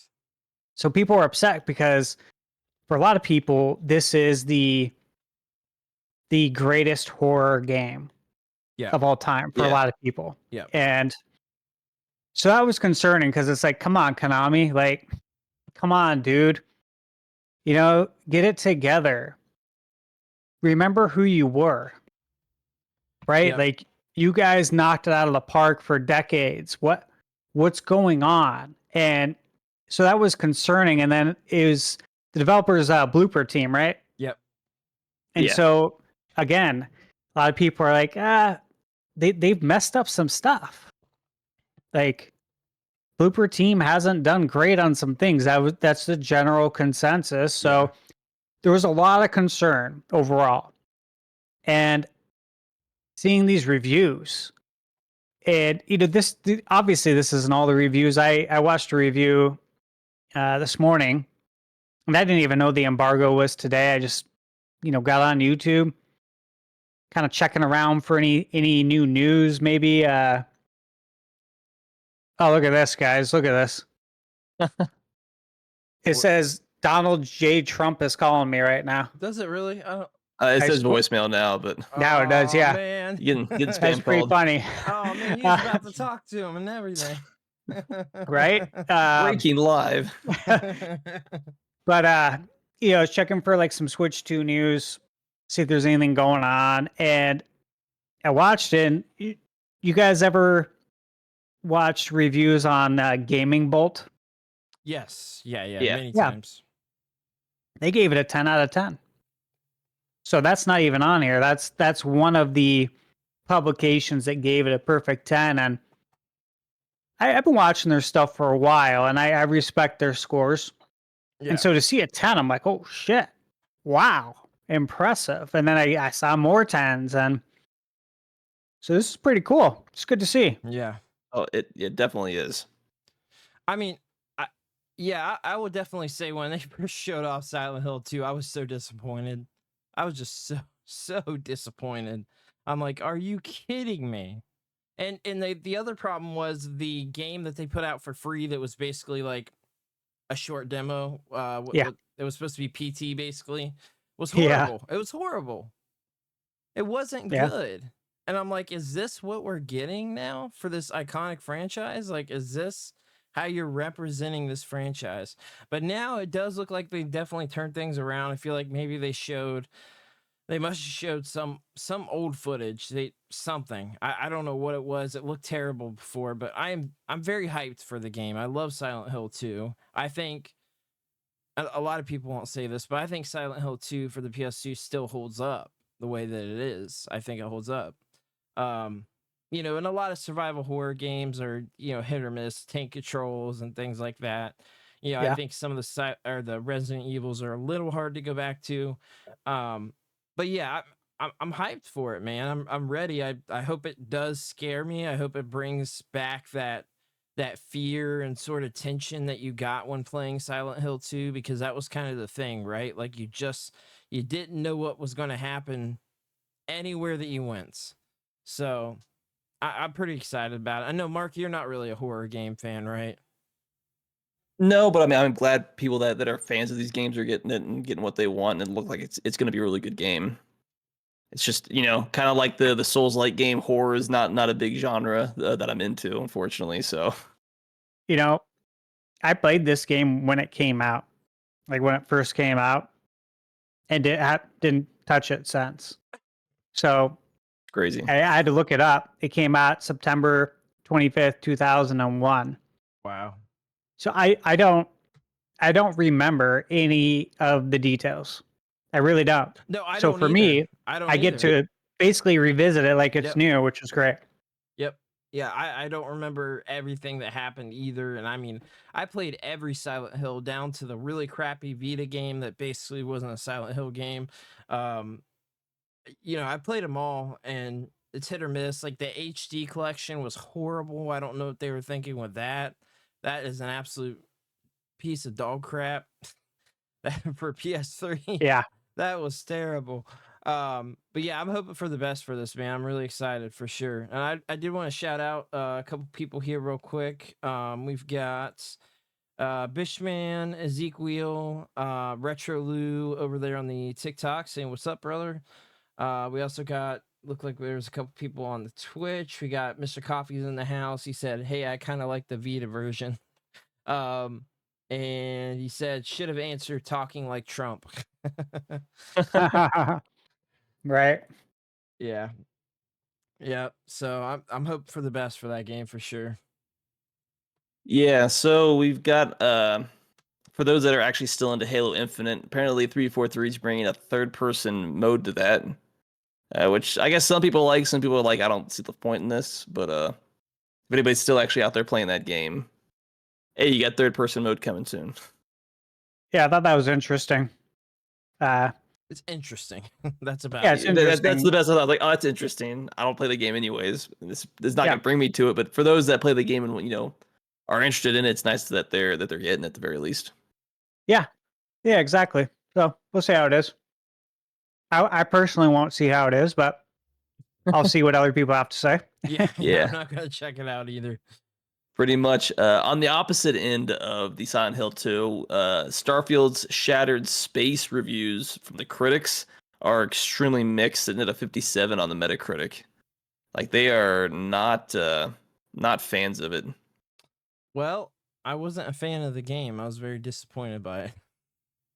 Personally, I was very hyped for that game. I was like, finally, man, we got a big Xbox game coming that's gonna, take over and make everybody super excited. But nope, definitely didn't get me. Yeah, it's tough. I enjoyed Bethesda. Enjoyed Fallout. Fallout 4 I put a lot of time into. Yeah, A big reason. Yeah, a big reason I bought the Xbox Series S or any Xbox, right? The main reason Yeah, was for sure. Bethesda, was the fact that I really want to play Indiana Jones when it comes out. I want to be able to play Fallout. And of course, as we know, Indiana Jones is now going to be coming to PS5, so it doesn't matter. Yeah. And Starfield is nothing. It's not on the scale of Fallout. No, it's not. Unfortunately. It's truly not. It's unfortunate because I was very excited for that game. I was waiting You I too. was waiting all day to play that when it came out. I was super excited that night, and I was just like, "What? This is." I don't think it's a terrible game. I think it's a very mediocre game. That there's like 1,000 other games like it that I would rather play. That's how I felt. I felt like it had its problems. The space travel that was kind of non-existent. That was the big thing. I'm like, how am I gonna be Yeah. able to travel through space? Like, come For a on. game about space, you should be able to travel Yeah. through space. And I think it's that. I think it's the randomly generated stuff. Yeah. Yep. And I think it feels a little sterile. Yeah, There's it not a lot does. of stuff going on, not a lot of things Yeah. to do. It's just it's not that fun. And I played it early access too. Like I played it the few days before, and I was really excited to play it. Oh, you And it got just you got didn't suckered grab into me. that early No, playing, yeah. didn't you? Well, I had the Game Pass Ultimate. uh, oh wait, then I must have got the. I played it Hmm. early then too. Yeah, Yeah, you because probably that's how. played it early too. Yeah, Yeah, no, I definitely didn't buy it. absolutely Definitely not. not. I You remember. don't buy Xbox games. I I that mean, like that's people it's don't buy Xbox games. for No, a they go Game reason. Pass. I mean, Yeah, yeah, that's the thing. Like, I love the reason that I like my Series X the way that I do is the backwards compatibility. That's why I like it the way that I do. Other than that, it has become a Game Pass machine, which again, unfortunate because like I would love to collect more physical Series X games, but the Smart Cloud thing, it's on 95% of the games. And it's like yeah, I'm just not going to do it. I'm not. I'll just play it on Game Pass, and I guess I don't own it. Whatever. I mean, what am I yeah. going to do about it? Nothing. No, nothing, nothing you can do. Yeah. Yeah. I got a list. Apparently, there are 60 games confirmed to be enhanced for the PS5 Pro for the handful of people that actually decide to upgrade. I know I 100% will not be one of them.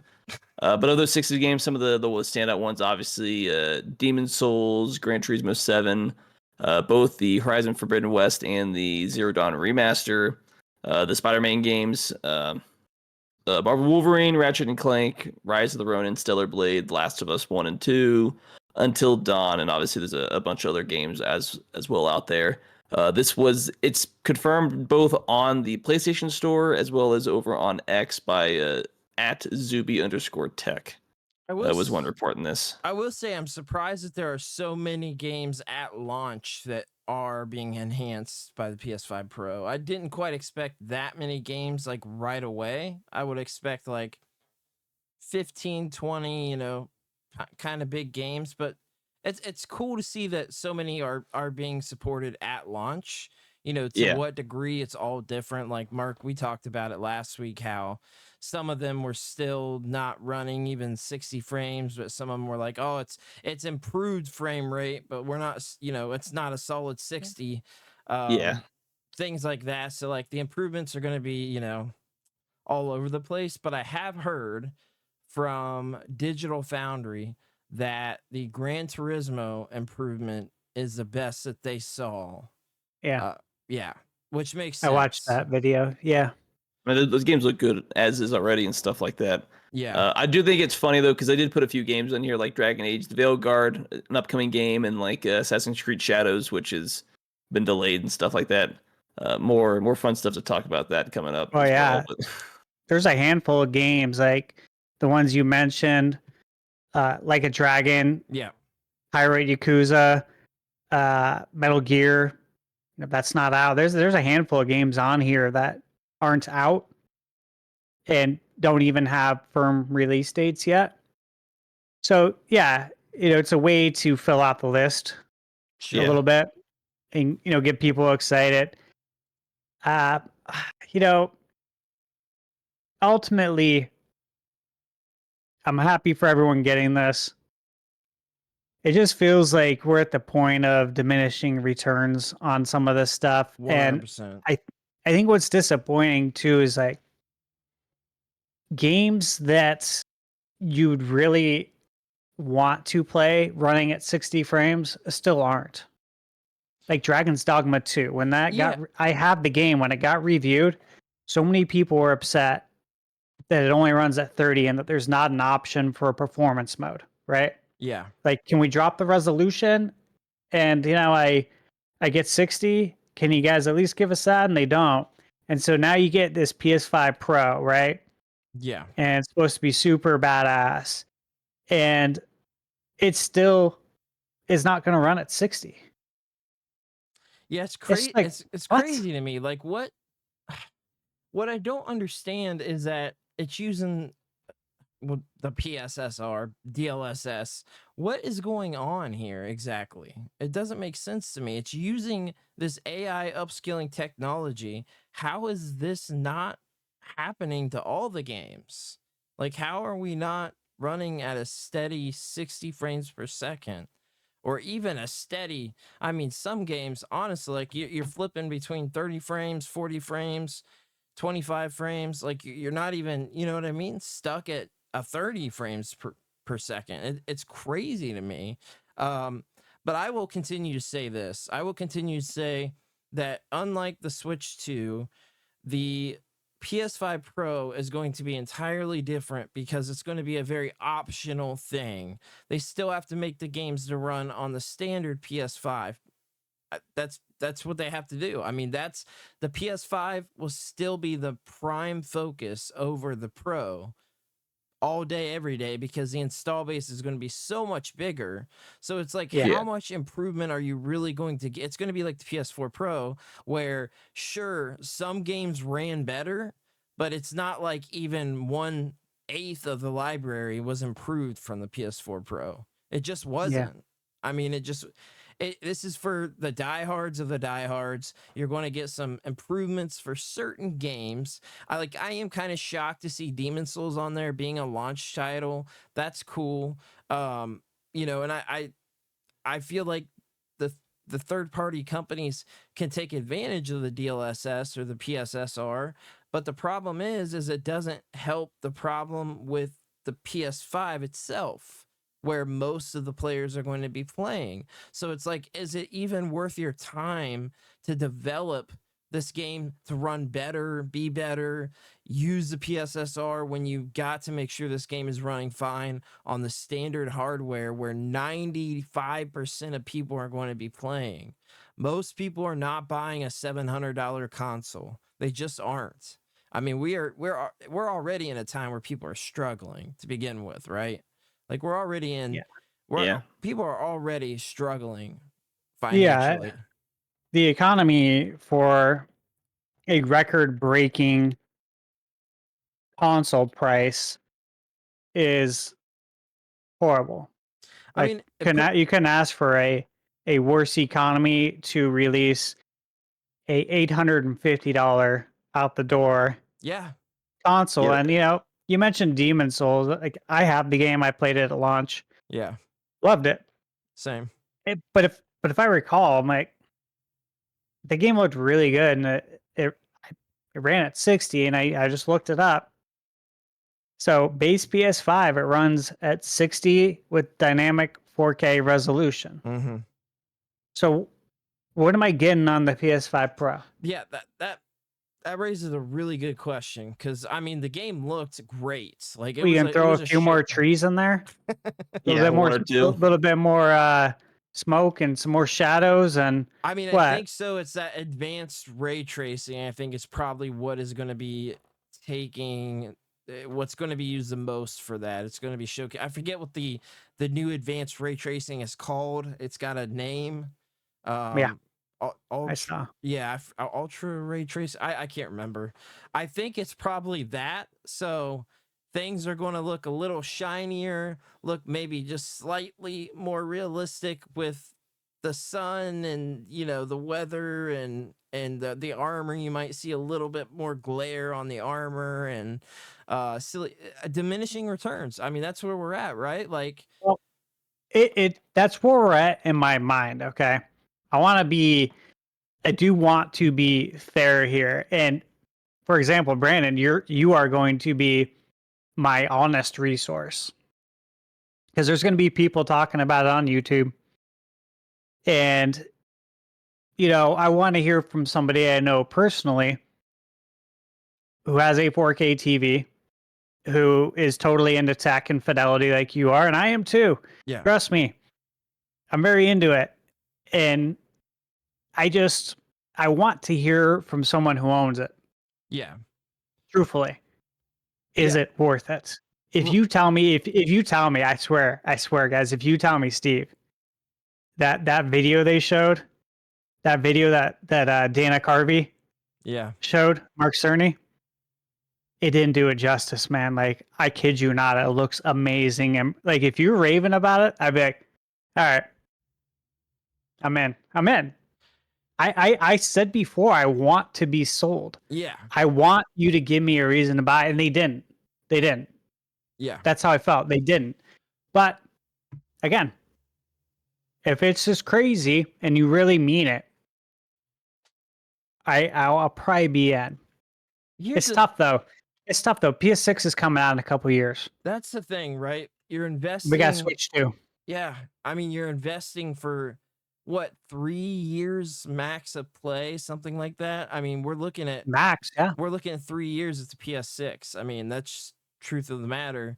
And it's like, is it worth it for a couple of years to even, you know, a slight improvement where once the PS6 comes out, that PSSR is going to be improved for one, and two, it's going to be implemented into all games like the Switch 2, where that's a built-in feature for developers from the get-go. It's not like, you know, it's not you've got another system that can do it and you got one that can't, so you got to develop, you got two separate teams working on stuff, and you know, you got to optimize it for this system to also optimize it on the, you know, $700 plus console. And it's like, if I'm being frank with you, I love tech, but I'm not like overly excited about it or anything like that. I just don't have that excitement. I legitimately do want to dive into it and check it out, and I want to let people know my thoughts, like what I legitimately think. Is this worth it? Does it make sense? I'll give you an example, because sometimes seeing is believing, especially when it comes to tech. So my BenQ X3100i gaming projector. Okay, when I try and capture it for video, right? Yeah. Capturing it on a video versus you seeing it in person is completely different. Yeah. Night and day. And so it's tough to capture some things like that. And we know it was tough with the Pro because of the compression. Yeah. So that's why I'm like, you know, I'm going to give it the benefit of the doubt. I do want to hear what you think about it when you get it.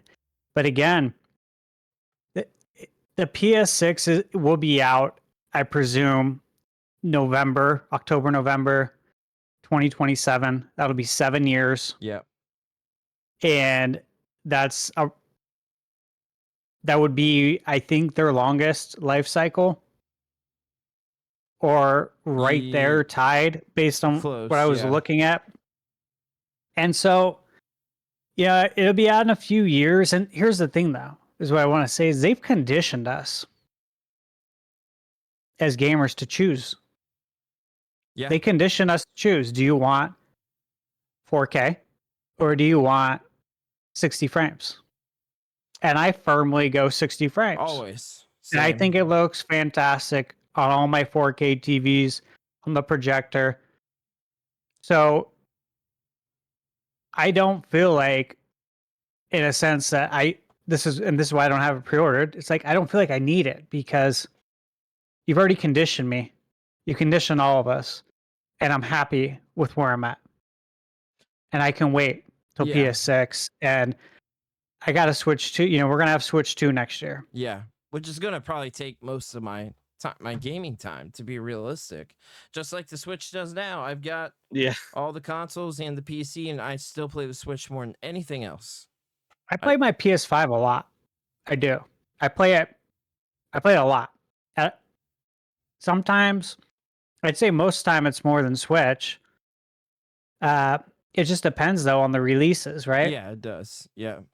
I mean, I But still I play do the play a other lot. ones, but it's like, yeah, for me, I don't know. I guess maybe it is a type of games that I play more. I tend to gravitate to a Switch, or if like I get sent a code or something, they're like, "Hey, what console do you want it for?" I usually go Switch. It depends on what it is. If it's a retro-esque game, I'm going to play it on Switch more than Same. likely. Yeah, Um, same. if it's a game where visually it's like a stunning game, I'm going to play it on the PS5 or the Series X.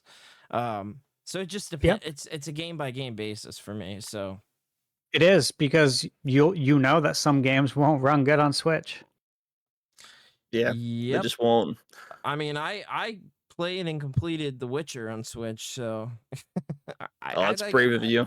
look, I think that sure, it definitely does not look nearly as good as it does on other systems, but for what it was one of those what they call impossible ports, right? Like that was the reason Yeah. I wanted to check it out. I am very intrigued by companies being able to put these very large games on the Switch on a cartridge. I think it's fascinating. So Yeah, it is. I like to check it out. Plus, it came in a cool box set where you got like a book with it, and it was in like a cardboard box. So I was like, why not? I got on Marketplace for like $15 too. So I was like, I Oh, can't beat that. well, you can't beat that. Yeah. You can't. But I did want to bring this up quickly too, and then we'll move on. But I didn't know this. A couple of days ago, IGN posted that the PS5 30th anniversary edition pre-orders in Japan were restricted to people who had 30 hours of runtime on their PSN accounts. Yeah, That's interesting. badass. I love it. That's the way to do it, and that's a Love good it. way to keep bots away. That's Yeah. smart. Why did they not do that here? I don't understand. I don't understand. They Because don't. because the people in Japan will respect it.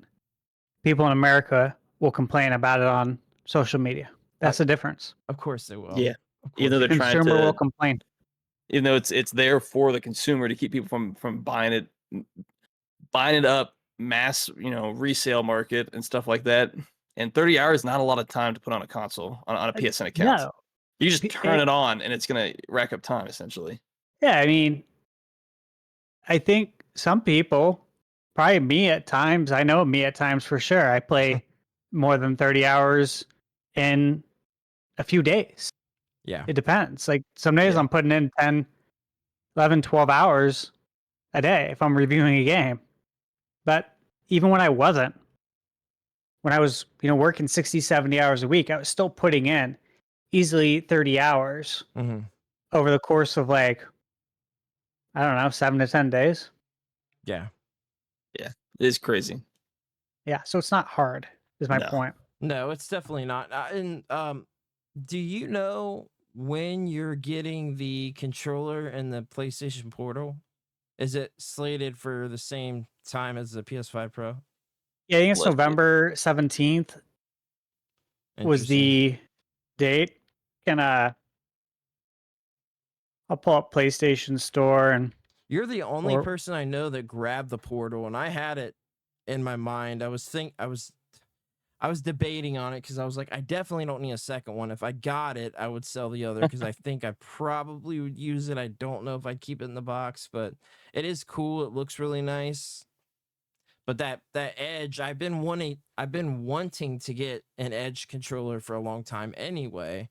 So I was hoping to get that, but just didn't work out. Unfortunately, yeah. yeah, I'd considered getting an Edge for a long time. Me too. Because the price, I couldn't. The Same. control, yeah, it's just so hard. And then they Same. did this, and they FOMO'd us, and it's like you got to get it now, or you're not getting it at all. So, Well, I didn't get an anniversary controller either for PlayStation 4. I missed out on that when they did the Yeah. 20th anniversary. And I was like, man, that controller is like really badass. And I really don't buy multiple controllers. gotcha. You know what I mean? Like if a new color comes out, I'm not like, oh, I have to get that. I just don't. I'm like, the controller I have is fine, right? Yeah.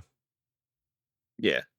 I guess before we. Oh, sorry. What were you gonna say? No, you're good. Go ahead. No, because I was gonna move us on real quick. Before we go into the Ubisoft stuff, just want to hit one more.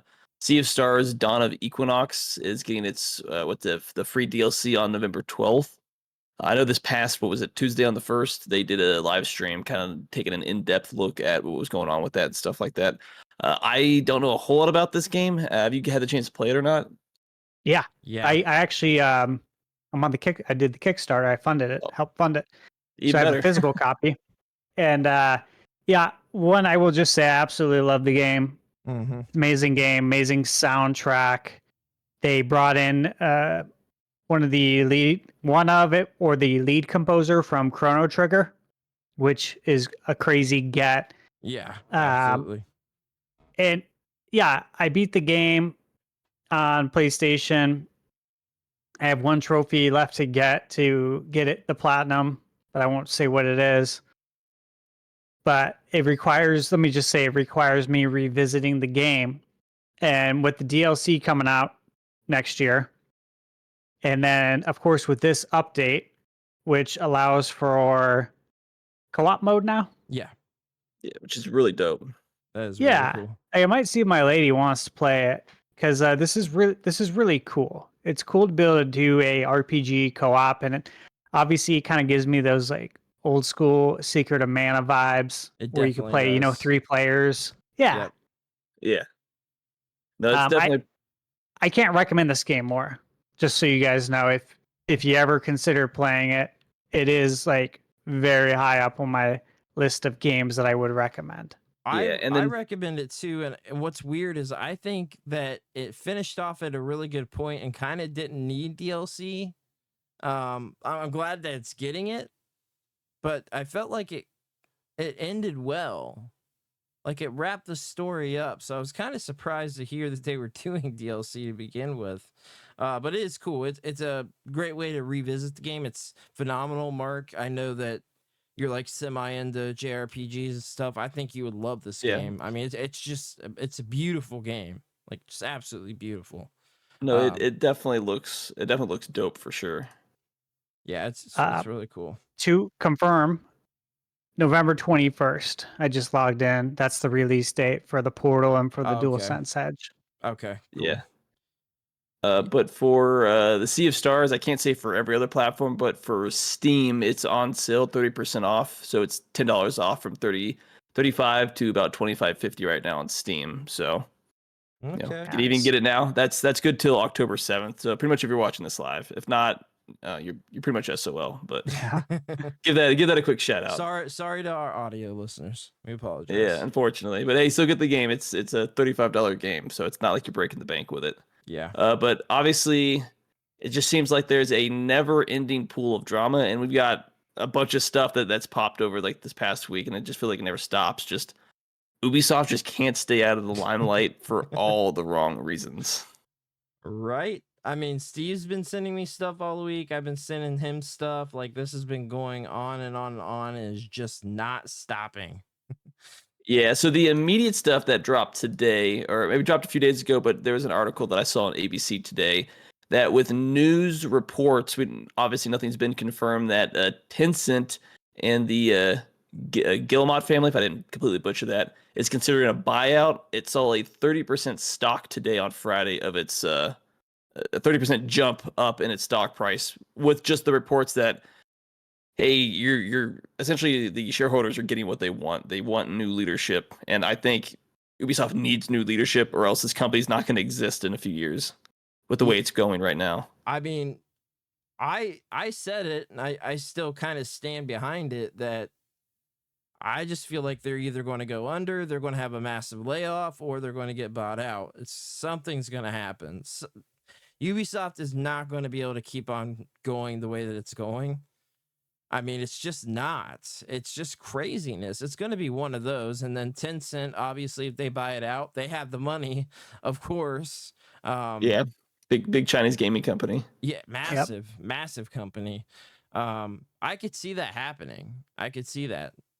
100%. At the very least, they're the Guillemot family is going to be gone, and somebody else is going to be put in charge. And at the very least, there's hope that they're going to be able to right the ship. That's a lot of work to do, because at the very least, your company's reputation is in the toilet right now.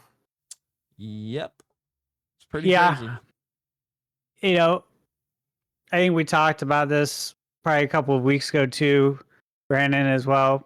Is that I felt like there was a decent chance that if they bombed this holiday, Mhm. which again that I felt pretty confident in because I saw what was going on with Star Wars. Yeah. Obviously, this is something I we didn't even put a link out for. It's not in our topics, but you guys probably know. And if you don't, check this out. So, Skull and Crossbones, obviously a Ubisoft game that bombed, the live service game. I could not believe this. But apparently they lost between 650 and 850 million dollars on Skull and Crossbones. So, A lot of money. that report just came out, I think, within the last about 24 to 48 hours. So we're looking at, okay, we know they're losing a ton on Star Wars Outlaws. And they're doing all these patches. They have a patch roadmap, and it's somewhat comical and embarrassing. It's like, come on, guys, like you should be better than this, but you're not. So you got that game, Skull and Crossbones, and you got the Star Wars Outlaws, and obviously, like I said, I think we all kind of knew it wasn't going to do good based on just people's gameplay experiences with the game, and of course, some of the other crap in it, the political stuff. And then Assassin's Creed Shadows, I was very confident, and I still am very confident in that it was going to bomb. And then, I mean, not only did it bomb, but it's not even coming out as of right now. It's sometime next year. They put a placeholder date in of Valentine's Day. Which is And weird. then I heard that date is just a placeholder, according to Ubisoft. They said we actually don't have a date. That's just a placeholder. And, you know, it just feels like they could definitely get bought out. I think this report was put out there for a reason. And Oh yeah. where there's smoke, there's fire. I would not be shocked if next week we hear that they're getting bought out. And maybe this family that owns it, maybe they want out. We don't know them personally, right? Yeah. Maybe they feel like, I want to get out of this now because I don't like the direction the industry is going. Yeah. I don't want to feel like I'm going to be bullied into maybe inserting certain things in my games that I don't, maybe they don't want to. You know what I Yeah. mean? Like maybe they don't want to put in politics and all this other horse shit that you got to put into these games today in order to appease everyone.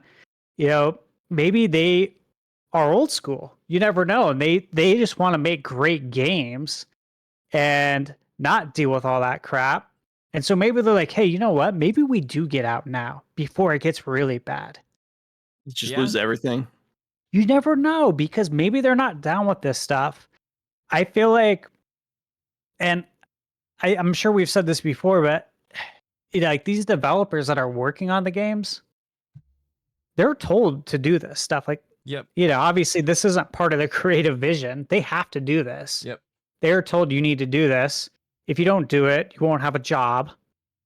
You know, that would be you're not following your contract, and you'll be ousted. So it's like, you know, it's corporate saying, "Hey, we have to do this because this company says we need to add in this kind of character and that kind of character, and you need to fit this into the storyline some way." And before you know it, it's like, where's the creative vision? All creative directions lost because you have to do all this other corporate crap that they don't want to do, but they have to do it. Yeah.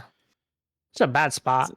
Yeah. Yeah, it's never good. And then on top of that report, there's also other rumors coming out that on top of that announcement partnered with Tencent, there's rumors that Ubisoft might also cut their staff by 40%. Around 8,000 people would lose their jobs as a result of this buyout, probably because you're hemorrhaging a lot of money and you need to cut a lot of costs on top of God knows how much bloat is within the company as is. But it's kind of well, we need to clean house, fire a lot of people. Your job's kind of useless, and we're just gonna wipe the slate clean and kind of start from scratch, which is just another tack on the years long, layoffs that have been coming from like every studio across the board.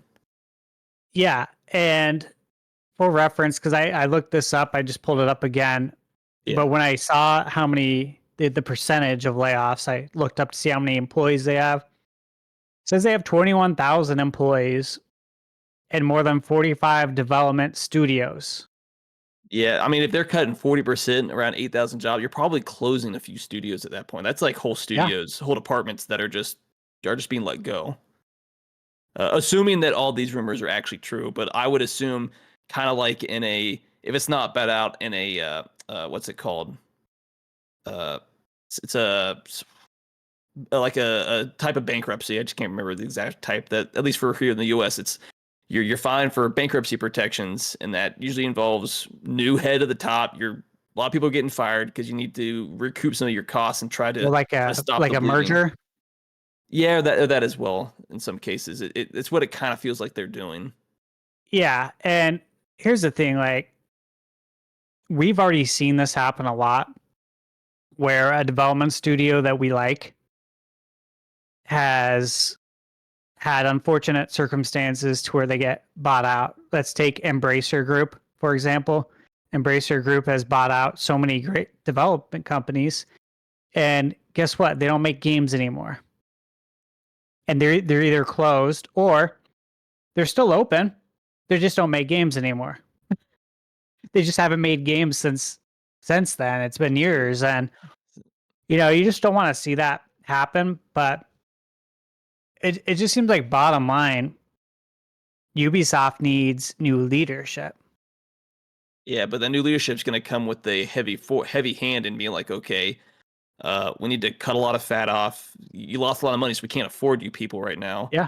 And then we just have to hopefully stop the bleeding, start putting out good games, and the long road of rebuilding your reputation and hopefully making games that actually start making money, because you can't put 3 massive titles out within the span of about a year, because even with this delay, it's still going to fall within the year of Skull and Bones, Star Wars Outlaws. You can't have like 3 major title bombs and expect to have no repercussions from this. No, you can't. And the Skull and Bones thing is just tragic, because from the beginning, fans said, we don't want this. Nobody said they wanted that game. No, like if it had played like to go forward. If it had played like the other Assassin's Creed game, Black Flag. Black Flag, that's I couldn't think of the exact title game. That was what people were hoping for and wanted.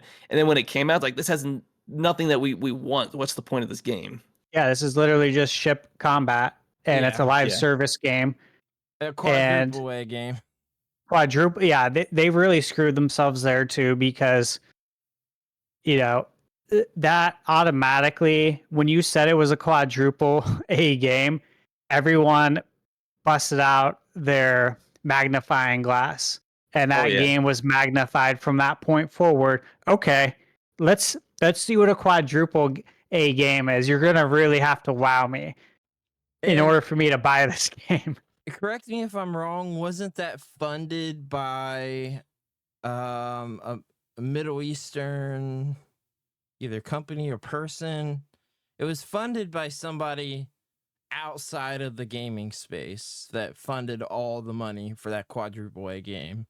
It was a Singapore government is helping to keep Ubisoft's ambitious pirate game afloat. Yeah. How ridiculous is that, man? What's funny is this comes because back in January, it was reported that one of the Ubisoft execs was like, gamers need to get comfortable with not owning their games.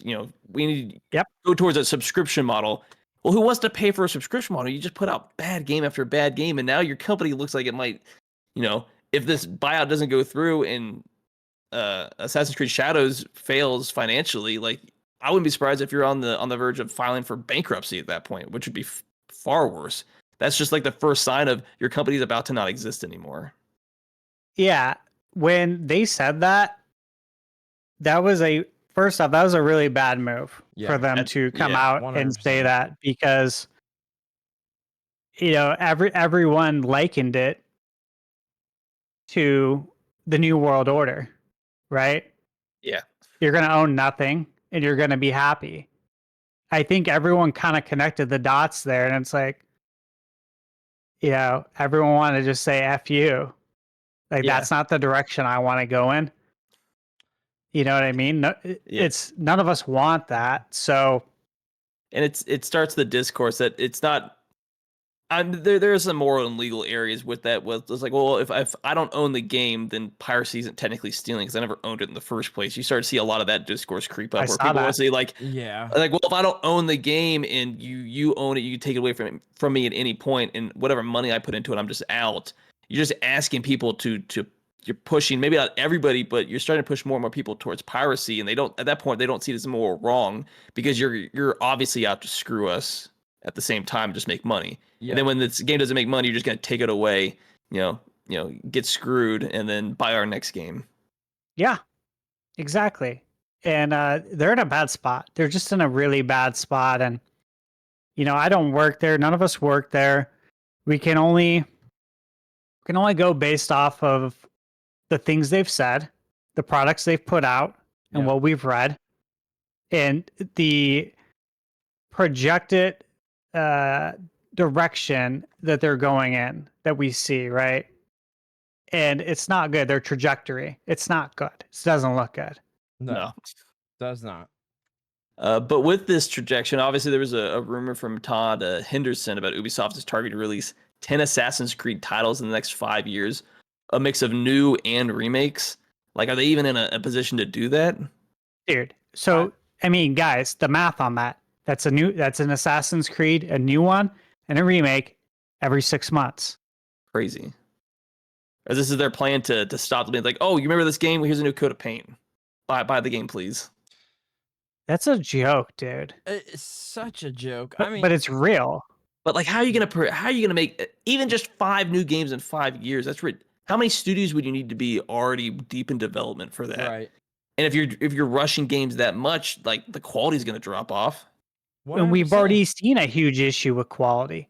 I mean, the fact that you put out Star Wars Outlaws in the shape that it was in, and you paid the money to use the Star Wars license, which, again, that costs you money to go use it. Assassin's Creed is your IP. It doesn't cost you money to use your own IP. Right. You went out and bought this license to make this game, and you totally screwed up. So it's like, anybody thought that was, regardless of the game itself, just the state that it launched in, as far as how buggy and broken it was in some aspects. The fact that anybody looked at that and said, yeah, that's good, let's release this.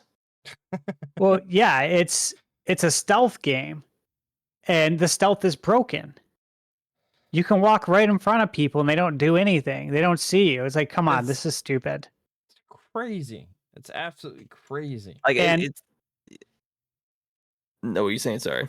Just for the record, so Valhalla came out in 2020. And then Assassin's Creed Mirage, which, remember, that is a smaller game. That was the whole thing about it, is that it's not as long. It's not as, bloated, so to speak, the Ubisoft bloat. That came out in 2023. So it's 2024. We're not getting Shadows until 2025. Yeah, so assuming it doesn't get years, assuming it doesn't get another pushback with February, because at this point, who knows if they decide to delay it, indefinitely. Right. So in a 5-year span, we're getting 3 Assassin's Creed games. Tell me how you think you are going to give us 10 Assassin's Creed games in 5 years, when in the last 5 years, you're going to give us 3. How are you going to add 7 to that and lay off how much of your staff again? 40%. Rumored as possible up to 40%. Right. So just like, how are you going to do this, man? Like, how do you come out with that news? So how do you, in the same week, you say, all that staff's going to get laid off. Your stock is in the absolute shitter. And you say you're going to make 10 Assassin's Creed games. News comes out that you lost between 650 and 850 million on Skull and Crossbones. Like, dude, what is going on at the top over there? I wish I knew, because I cannot comprehend anything that they're doing. It makes no sense whatsoever. Like, I don't know, it just blows my mind. It just feels like nobody knows what's going on right now. People are just saying whatever they want, or people just like, yeah, that sounds like good. We'll just say this. You know, maybe we'll get a good response. Yeah, and that's why it all comes back to the leadership, man, and the lack thereof. Yeah, the lack of leadership. What leadership? I feel like the leadership there has got to be like all over the place. Nobody's agreeing on anything. Nothing's organized there whatsoever. It's just got to be an absolute shit show. That's why I wonder. I would not be surprised, guys, if next week there's news that they're bought out. Like, they might be ready to say, hey, you know what? Let's throw in the towel, man. It was a good run. We did a lot of good things there. Let's just be done with it. Let's walk away. Let's get our payout. And, let's go buy some beachfront property in a couple different countries. Call it a day, and we'll sit back, relax, and watch the AAA companies burn. I mean, yeah. I keep saying it. I'll keep repeating it. These companies have to burn to the ground. They got to rise up like a phoenix if this is ever going to continue with AAA gaming. Because, I mean, if we're being honest, like, obviously, you can attest to this, Steve. Like, obviously, we still love our AAA games, our Nintendo games that come out. But, like, a lot of stuff that keeps my attention these days is a lot of indie releases. The Plucky Squire being a great example. Like, a lot of things that are unique and innovative, and there isn't a bunch of bull crap behind it, and there's actually passion and love and game creation for the sake of love and passion, not for profit. Right, and that's the problem. Yeah. That is investors and everybody that's involved in these companies are in control. They're the ones controlling the money, so like they are in control. And they all have opinions, and they're actually entitled to their opinions because they do own a part of the company. Right. So you do have to listen to them. Out of curiosity, guys, I just looked up Yves Guillemot, his age. So he's the owner. Mm-hmm. He co-founded Ubisoft in 1986 with his brothers, Claude, Michael, Gerard, and Christian. Okay, so there's 5 owners. Who knows how they split that up? Maybe 20% each. That would start with. Yeah, and they founded Ubisoft in 1986, and he was born in 1960. He is 64 years old, so 1 year away from the magic number of when you want to retire, right? At 65. Yeah. If your company is going down, and like I said, they're older guys, so like they should in theory be a little old school, right? Yeah. A little hard-headed on some of the changes in the world. If I'm them, I'm like, let's get out, man. Like, we put our time in. I was born in 85. They've been doing this since 86. They've been doing this almost my entire lifetime.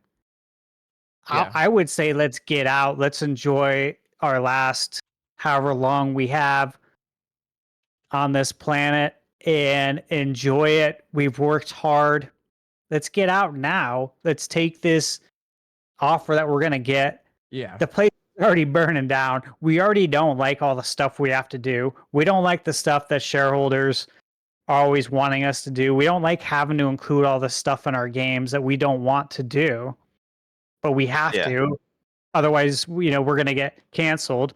But then if we do it, we get canceled by another group, which is the people who don't want it. Right. So one side is always coming at you, right? And it's so maybe they're just like, dude, F it. We have money. Let's get out of here. Yeah, enjoy life. Because that's what they do. If we stay Just get out. here, they might lose everything if the whole thing just collapses underneath and they can't right the ship. Not only that, man, but this shit ages you. Like it's probably, Oh yeah, especially at that age, the stress that it puts on you ain't worth it. Just get Nope. out. It's not no, worth it. not at all. It's crazy. It's absolutely crazy. Yeah. On a little bit of a lighter note, moving on, we're getting rumors that we're getting a Pokemon Legends Z through A coming soon, as far as like a leak or a teaser or something like that.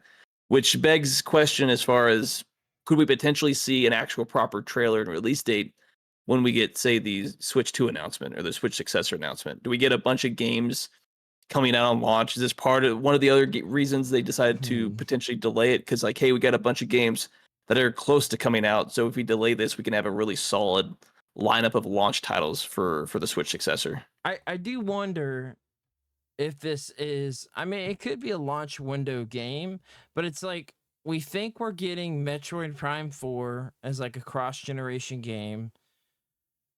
What else do we think we're getting? Could it be Pokemon Legends ZA? Could that be the Maybe. other big game? Or is it something Can you get else? another?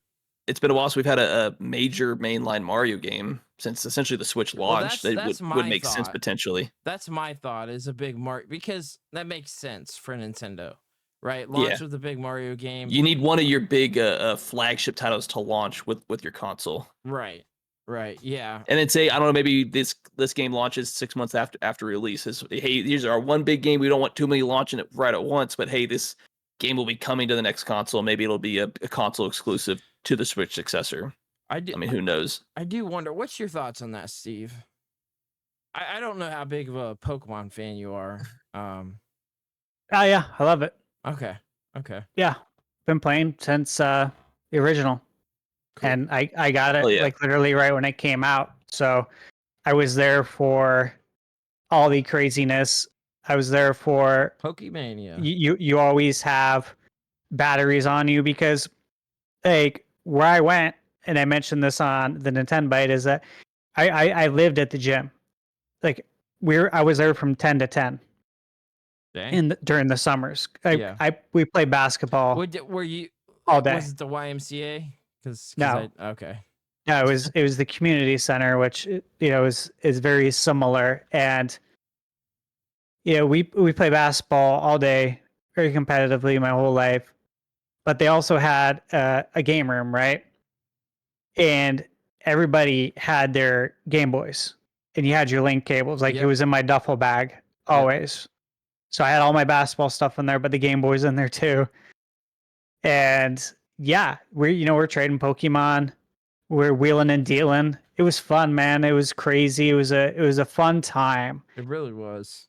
And so I have fond memories. And to get into that question about Pokemon Legends ZA, obviously this is believable. The last time we saw it was February, and it was a teaser trailer. There was no gameplay footage. And it would make sense to see it again when we see the Switch 2. Like it would make sense to see it at the same time, because of course this is what all the Pokemon fans want to see, and Pokemon is still to this day extremely healthy, extremely profitable. Yeah. Could you say bigger than ever? Yeah. Because I think obviously it was, the Pokemania was big, but I feel like it's way more mainstream than it was.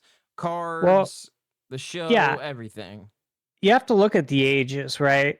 In that we grew up with it, okay? Now, and we're all still fans. And now many of us have kids now, right? And now our kids are fans. So for a long time, it was operating off of like one major generation. Yeah. That was the original adopters. And now you're passing that on to your kids, just like all of us who grew up with regular Nintendo. Now we have our kids playing the Wii, or we had them playing the Switch.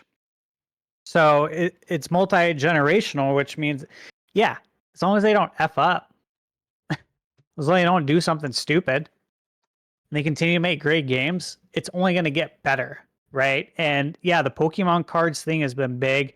They got the Pokemon card game app, or not game, but the Pokemon Yeah. card app coming out, and Which yeah, seems like it's going to be pretty big.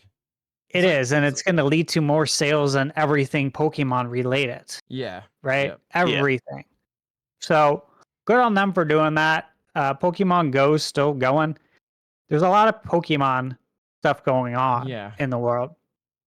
What I think is that Legends ZA will come out next year. I expect it. I expect to get the new whatever the new Pokemon is going to be in 2026. Yeah.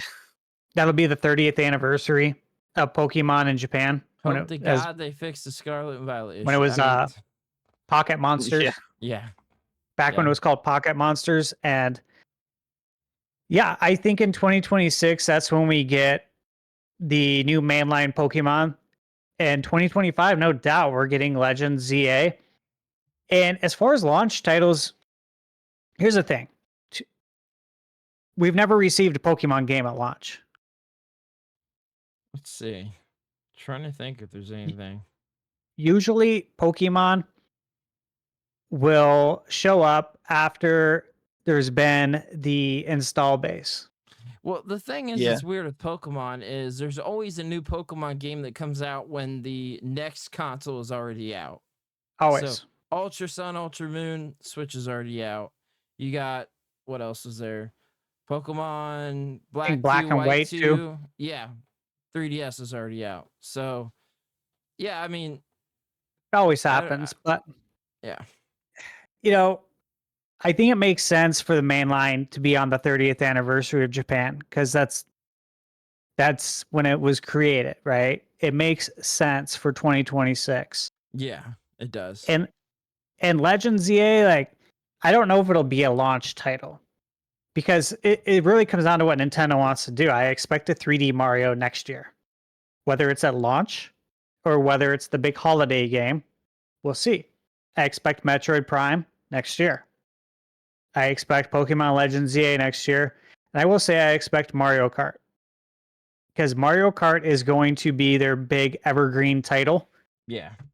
They saw for the first time what a evergreen Mario Kart could do for the Switch with Mario Kart Deluxe. It is the best-selling game on the Switch. It's the best-selling Mario Kart game of all time by far. It's still in the top 10 like every week for sales, for software sales, which is insane. It is insane. Because this is the 2014 game that has had some add-ons, but it's a Wii U game. Yeah. That has had obviously the more tracks and characters, but this is your current Mario Kart. And so, yeah, I expect that in year one, possibly at launch. I've mentioned it because you do that. That's a great way to really build your install base. It's a great way to get people to buy more controllers right off the bat. So you're selling accessories now. And I don't know, man, like it just makes sense to do it again. Like, why wouldn't you? It really worked. And I expect Breath of the Wild as well. Yeah. I expect the 4K 60 Zelda Breath of the Wild, 100%. And I expect a lot of Switch 1 games to benefit from increased performance, resolution, and frame rate. We've seen it in the code. Paper Mario: The Thousand Year Door has 2160 in their code. Well, it's in the code right now. Like somebody got Breath of the Wild on the Switch running at 4K. I don't know if you saw that, but natively with the Switch, so very capable. Yeah. So I'm expecting a lot in the first year, but Legends I do expect to see with the Switch 2, you know, when they first do their sizzle reel. Yeah.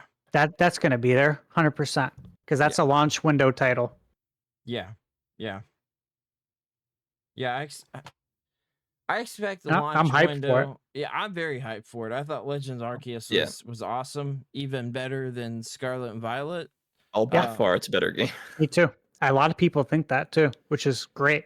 Great Yeah. news for us that everyone feels the same way because they know that. Yeah, I still wonder though. I've been wondering for a while whether or not we're going to get a new Let's Go, because I feel like that could also make sense for like a launch window game. I don't know if it was a one and done, or if they could be like, okay, we got Let's Go, we got the mainline game, and then we got the Legends games. Like, it would make sense for them to have those consecutive games. Plus they've got all the other spin-offs like Mystery Dungeon, things like that, and it's not atypical to get some sort of Pokemon game every year, whether it's a spin-off or something like that. Well, yeah, it seems multi-tiered. Like we get the new main line, we get a Legends, and then we get a remake. So that's 3 years worth of Pokemon stuff. And then you start it all over again. Yeah. Yeah. Right? Yeah. Like that's a console. You got a Pokemon game every year. You get 2 remakes in the generation. You get 2 brand new main lines. Maybe we get 2 Legends. It sounds like we probably will. If we get Legends ZA, I would expect a second one to come out on Switch too. You would think, and then Yeah. they throw some mystery dungeons in there. Obviously you can't really throw in new Pokemon Snap because that was a remake of a remake. Yeah. But maybe something along those lines. We know what to expect. Right. Yeah. Yeah, I Yeah. do wonder about that for sure. But yeah, moving on. We got some Dragon Ball Sparking Zero news. So it's a mixture of a leak and download file size. So it was right around 30 gigabytes. It's about 27 on the PS5, 31 on the Xbox, 29 on Steam. As far as like the size, without, they say a roster of 181 characters. So relative to other games, it's relatively small. Hopefully that's not at the cost of graphical fidelity and some frame rate. That's just a really well developed game. Yeah. As well as the fact that there was a leak that the whole game was spoiled online as well today, which is never a good thing. But it's been happening a lot recently as far as games getting leaked recently. Sure has. Yeah. This is a reoccurring issue. It all goes back to the same thing that Nintendo, that everyone's mad at Nintendo for, but it's the emulation. It all comes back to that, and Yeah. it's like, guys, like, just don't emulate until like when the console's out. But pirates are gonna pirate. And Some people just want to spoil the game for people. let me ask you this though: I didn't see any of the spoilage, I guess you could say. Was it positive? From what you guys heard, is it good or is it bad? I've avoided it, but Yeah, I've been trying to avoid it. I've Okay, gotta cool. assume that That's the it's problem. I gotta assume that it's good. I have to. Well, I know a lot of people are hyped about it. Me personally, I've never watched Dragon Ball. I respect it. I respect the fan base, and I want to see the fans, happy and enjoy something like this. And I know a lot of the fans are super hyped for this game, and I know why. So I'm not gonna. I'd play it, but I hope it's great. Yeah, but I guess in response to that, Bandai Namco was essentially going after with takedowns and stuff like that to essentially do what they can to stop it when it pops up. That was a thing going on as well. But Yeah. it's just unfortunate that people either they can't just keep it to themselves, or that they want to be kind of malicious about it. It's But like it's like a I'm first type of thing. Like I Yeah, put it out there first, and it's look like, at me, I'm better than you. Yeah, I never Yeah. understood it, but It's like people who try to beat a video game as quickly as humanly possible that you've waited like 5 years for. yeah, You're like, this game Like- came out 3 days ago. How has somebody already platinumed this game? Yeah, that's like, I don't even want to say what that's equivalent to. I want to keep this PG, but you guys know what I'm talking about. Probably it's like, come on, dude. Like, you don't want to do it that soon, man. Like, take your time, enjoy it. the game. Yeah, enjoy the ride. But Yeah. there is any good thing is if you're trying to, miss any of the spoilers, you don't only have to wait less than a week. That comes out on the 10th. That's next Thursday when this game releases. So a lot of games releasing like right around the Oh, corner in October. yeah, you got Silent Hill on the 8th, that on the 10th, Metaphor on the 11th. And next week's a crazy week for game drops. Dude, I know. Oh my god, I don't even know how I'm going to be able to keep up. The crazy thing about the Dragon Ball game is there's like 150 characters in it. Like, holy crap. That's like every character, the whole roster of all the series in that game. know. It's insane. Right around the same time that we're getting a new Dragon Ball Daima dropping Yeah, I know. this I'm October excited as well. about It's that. crazy. Like, yeah, Dragon Ball's a crazy month this month. Yeah, no kidding. No kidding, man. Balls to the Crazy. wall. I mean, hey, if you're gonna go, it's like the opposite of when it rains, it pours, but in a good way. Yeah. Yeah. Yeah, for sure. But we did get some. I mean, it's never a week if there's no controversy, because I know we initially talked about it where there was some drama last week about what Yuji Hoри's comments about the Dragon Quest III HD 2D remake as one of the original creators of Dragon Quest. But what is causing more controversy and or conspiracy theory, or it feels like it's validating, is the fact that people went through after the fact. Not only did the media just kind of tone it down and brush it aside, but like a lot of these comments have been taken down off the internet. Like they're trying to hide something. Like they're like, oh, he wasn't supposed to actually say that type thing. Mm-hmm. Yeah, it's like it was scrubbed from the internet. Yeah, because his idea was like, I don't know why you're censoring the game and stuff like that. Who cares about regulations? Showing too much skin, or he obviously wasn't a fan of the Type A, Type B. It's like, why are we changing our game for another market? Like, well, they can either accept it or just not play it at that point. Like, why are we making creative, we compromising or making creative changes that don't need to be there, that weren't a problem when this game originally launched, but now all of a sudden it's a problem. Yeah. And, here's the thing. Like when I originally, and I still feel the same way because I know what he said. And the only reason it got taken down is because it probably upset someone in the cancel culture group. And it is what it is. Like, I read what he said, and it's in this article. And I love what he said. Love it. And I know he said this. I stand by what he said. You can scrub it from the internet. I'm sure the PR people are like, we got to get this off the internet. Yeah. Right. But Yeah, because it's causing people to be like, what's going on? Why are you making changes now? Like, this is a classic game. yeah, and like what he said was, if someone in the West said this, like a developer here, To be blacklisted. yeah, At least if they said it publicly. But it's Right. starting a larger. It feels like it's validating what they call the gamer incels that we are toxic. Like a major developer out of Japan's come out and being like, yeah, I don't like this, and they don't like it because it gives the people they don't like fuel and ammunition to go after them that are making the changes, that are pushing for these changes. Did you guys read this last week? What he said? Yeah, I did. Yeah. I watched a few videos on it as well. Yeah. Of other people definitely covering it, like the moment like it dropped and stuff like Yeah, that. did you guys? Crazy. You went over it on the podcast last week. We didn't know 'cause it the came out after, right? Okay. Maybe I don't know if it was this one exactly. There was some mention about it, but it was just like he mentioned something. I can't remember if it was this exactly.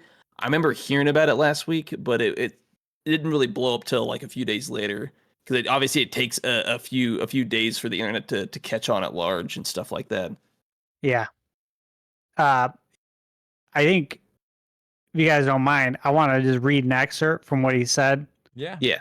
just so everyone can really understand where he's coming from. But he said that there were various regulations in place, and apparently he's not allowed to show too much skin, which of course this was okay when the game came out in the 90s. And he said, I really don't understand that. If there's too much exposure, the age rating goes up, means we won't be able to sell it as an all ages product. So of course, E for everyone. Then he went on and said, under the name of compliance, it's like an absolute god and evil disguised as good. There's no such thing as content that doesn't make everyone uncomfortable because beauty and ugliness, good and evil, are different for everyone, which, again, I agree, totally Yeah. true.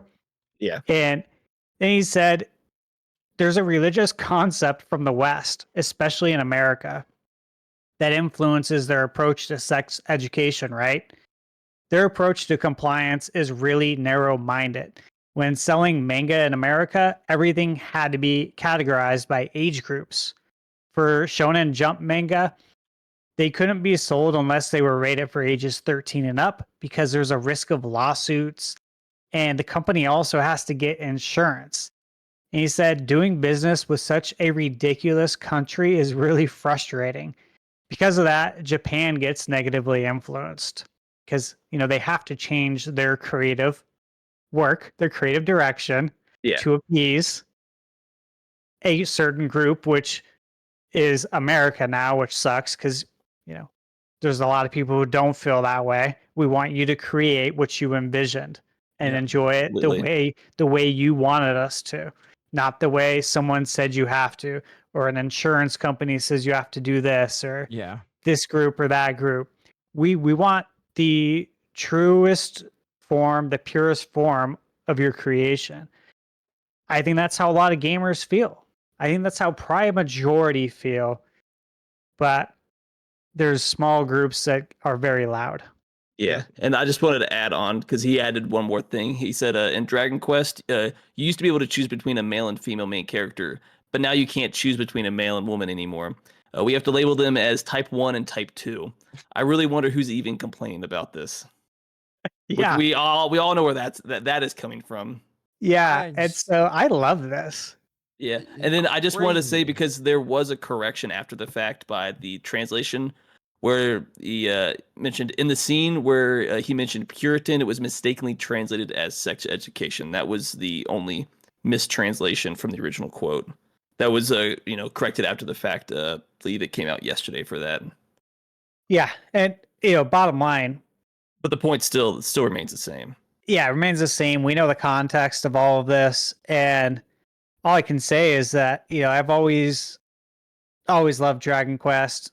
And Same. I've always said that, like, I think I've said this before here, and I know I have on the Nintendo Byte podcast, but I wish people in the West experienced Dragon Quest and gave it the same respect as they do in Japan, because it's kind of reverse here. Like the way we obsess over a Final Fantasy is the way Yeah. Japan obsesses over Dragon Quest. They have a Dragon Quest Day in Japan. It's a holiday, and a lot of people ditch work.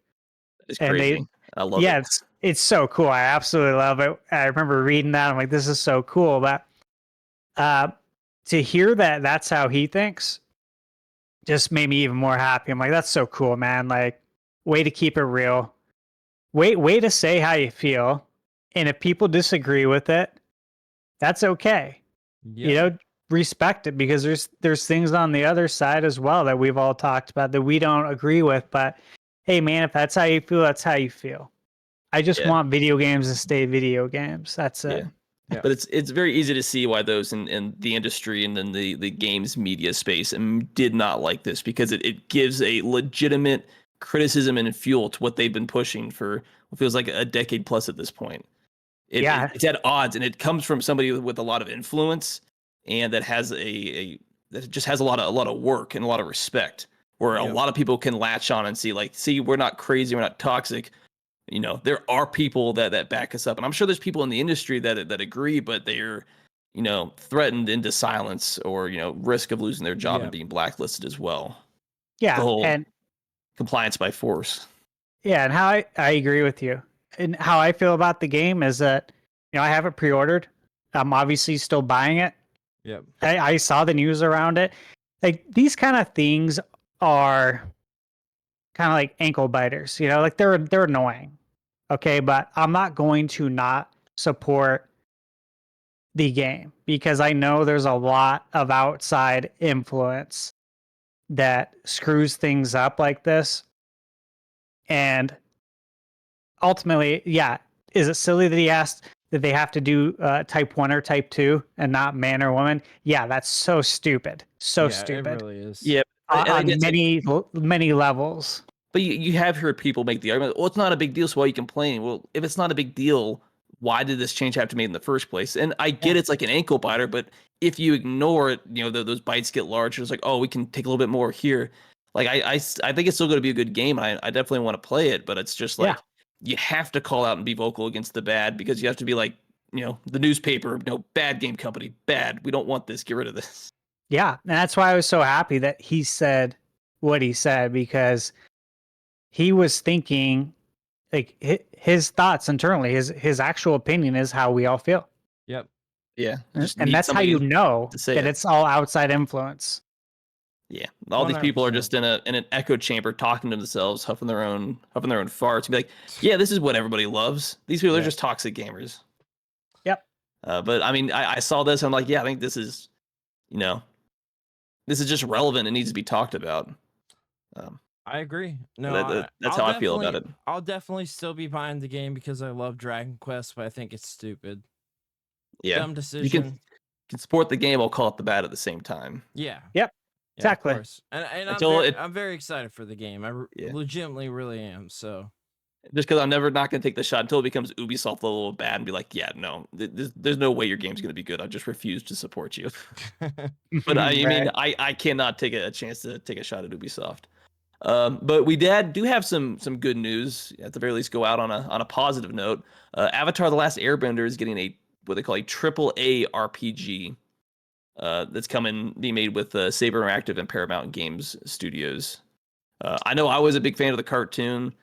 The first live action movie was absolute dog crap, and then the new live action TV series is okay. It's not terrible, but it leaves me wanting to just go back and watch the original cartoon, because I think it just works best there. But like an actual not bad Avatar game with actual money into it would actually be a breath of fresh air for this franchise that I think Brandon was in the same boat, could actually with proper love and development could really thrive as a game. I think it could make a fantastic game. It's got an amazing story. It just makes sense. I don't know what went wrong with all the games that have came out, because I played all of them and I have all of them, and they're just not good. I think a lot of them suffer from those early 2000s every adaptation game was like licensed cash grab, and it was terrible. Yeah, it started with the NES with LJN. LJN was LJN. They're the one who started it. They got the licenses for like Karate Kid and Who Framed Roger Rabbit. Yep. Nightmare on Elm Street. Like they had so many licensed games, and they were all trash, because if you look across the way, you see games like DuckTales. Yep. And Chip and Dale Rescue Rangers from Capcom, Yo Noid. They're knocking it out of the they're knocking it out of the park with licensed products, right? So, that's what it was though with a lot of these games. And I remember the Airbender never had any good games. Nope. No. So there was one that came out not too long ago that was also pretty bad. So you can still buy it at the store right now. I mean, there was a game that was at least on Steam, released back on September 20th of this year, called The Karate Kid Street Rumble. I don't know if that's what you're thinking of. Oh, I have it. Yeah, he did. I'm talking about the Karate Kid from 1987. No, but I thought Brandon said there was another one that released not too long ago, and I thought this was the one he was talking about. Sorry. That is a great game. Okay. I reviewed it on my channel. They took it and fixed the prompts. It's actually good. Yeah, it's actually faithful to the movie. I mean, yeah, I trust his opinion because I love Karate Kid too. So I do want to grab it at a discount still, though. Yeah, I would. Yeah, I still want to grab it at a discount, but I love the property, so I'm all for it. Oh, we all want every game to be good. Yeah. Whether it's a small or a big scale, it's just unfortunate that they're not all knock out of the park games. Yeah, sure. And Saber Interactive, they have a pretty solid history. They've done some pretty good work over the years. I've watched them, and they seem to continuously be moving up in the development studio chain, so to speak. They're getting better properties. They're putting out better games. They're not just staying the same, right? They're Yeah. not just putting out the same stuff. They are, to me, improving. So I feel pretty confident in it, actually. Yeah, That's because I was pulling it up and it looked like Saber Interactive was involved in the Space Marines 2 game that just recently dropped, which is a really good game. yeah. I've Yeah, heard great things about that. So same. they've got a decent track record, at least a recent track record. Yep. Yeah, for sure. Well, do we got anything else, Mark, on the docket? I think the only other thing was if you want to hit about the Joker 2, but I think we got everything else. Yeah, go for it. What's your thoughts on it? I haven't watched the movie, but apparently the audience and the critics for this movie are in agreement that this is a bad movie. With Rotten Tomato, the critics said it at a 39, and the audience score is at a 37, which means they just don't like it. As a sequel to a really good first movie, it's just not doing well from what it looks like. That first movie is so good too, but I had a feeling when they casted Lady Gaga as as Harley Quinn that just something about it just felt off from the Yeah. get-go to me. I think it's a big red flag when the tomato meter and the popcorn meter are in agreement, because that very rarely, as we know, Yeah. happens. Yeah. One Either side, it's a really bad movie or it's a really good movie that everyone's in agreement on. yeah, one side always, for the most part, thinks it's better than it is. It's usually us, right? It's usually yeah. the fans going on and watching the movie think it's better than the critics, and the fact that they both just say, no, actually this is trash, and under 40% for both. It's just that is not good. And it'll be interesting to see. Like, I want to watch it for myself, From your Yeah. own conclusion. of course, but I've heard it's like isn't it like a musical or like something oh, that's right, I did hear that. yeah, I think it's like a Ooh. musical or something. So it's like a whole different type of movie, and like the sequences all have to do with music. I that's what I just heard.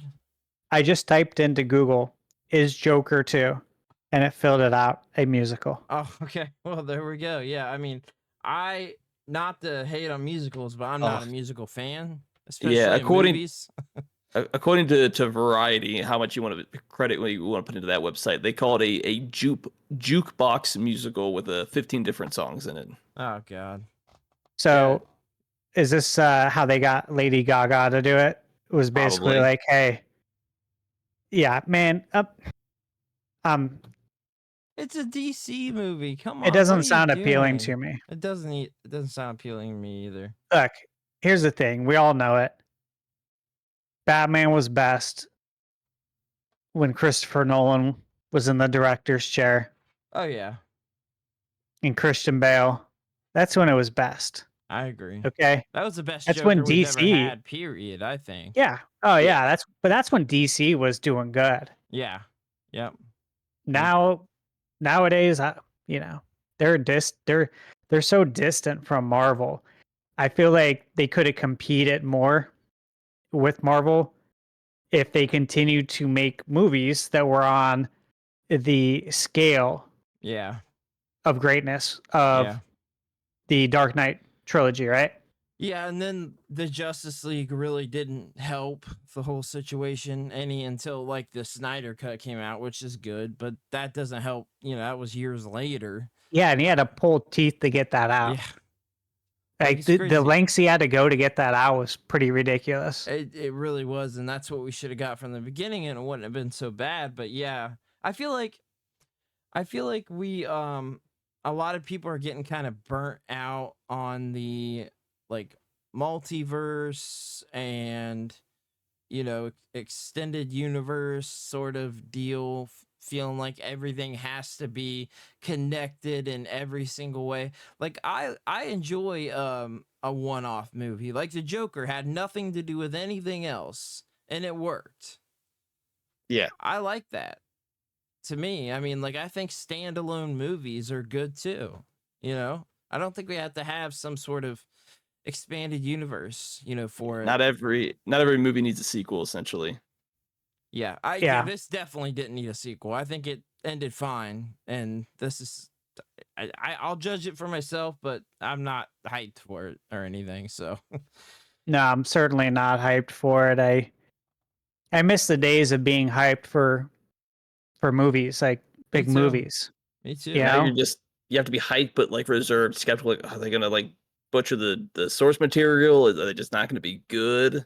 Right. Like it's like I'm wanting this movie to be good, but I'm afraid someone's gonna like ruin it.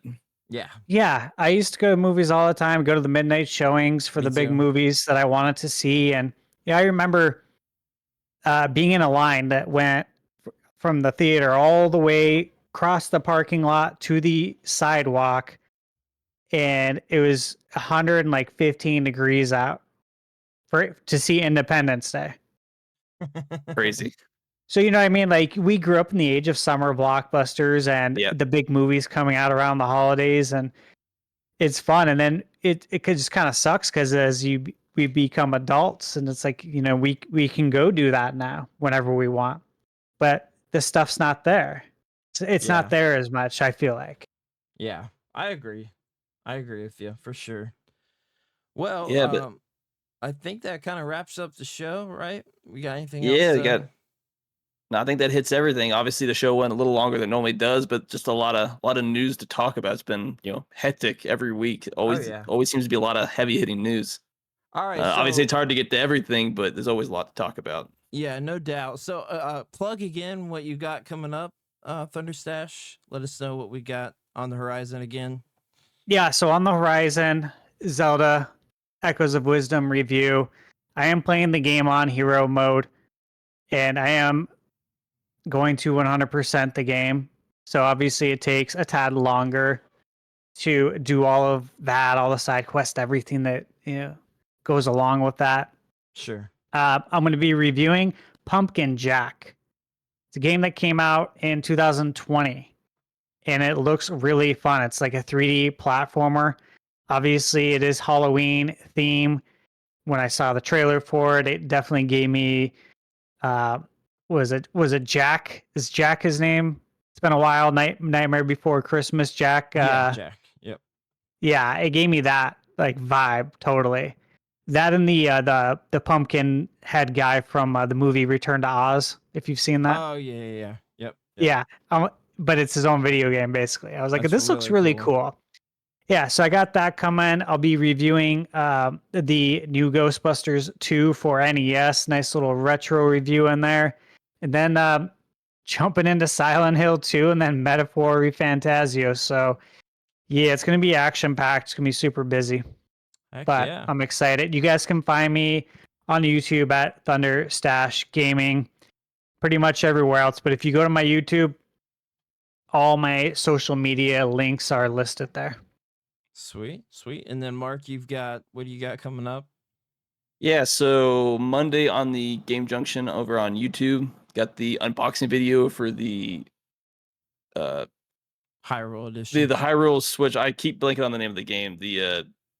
I keep thinking of the Tears. That's not the right game, but for the new Zelda game that just dropped, we got the unboxing for the new Switch Lite, and then over on the Junction Network have another anime related video coming out on Monday as well. So we got 2 videos on 2 separate channels coming out Monday.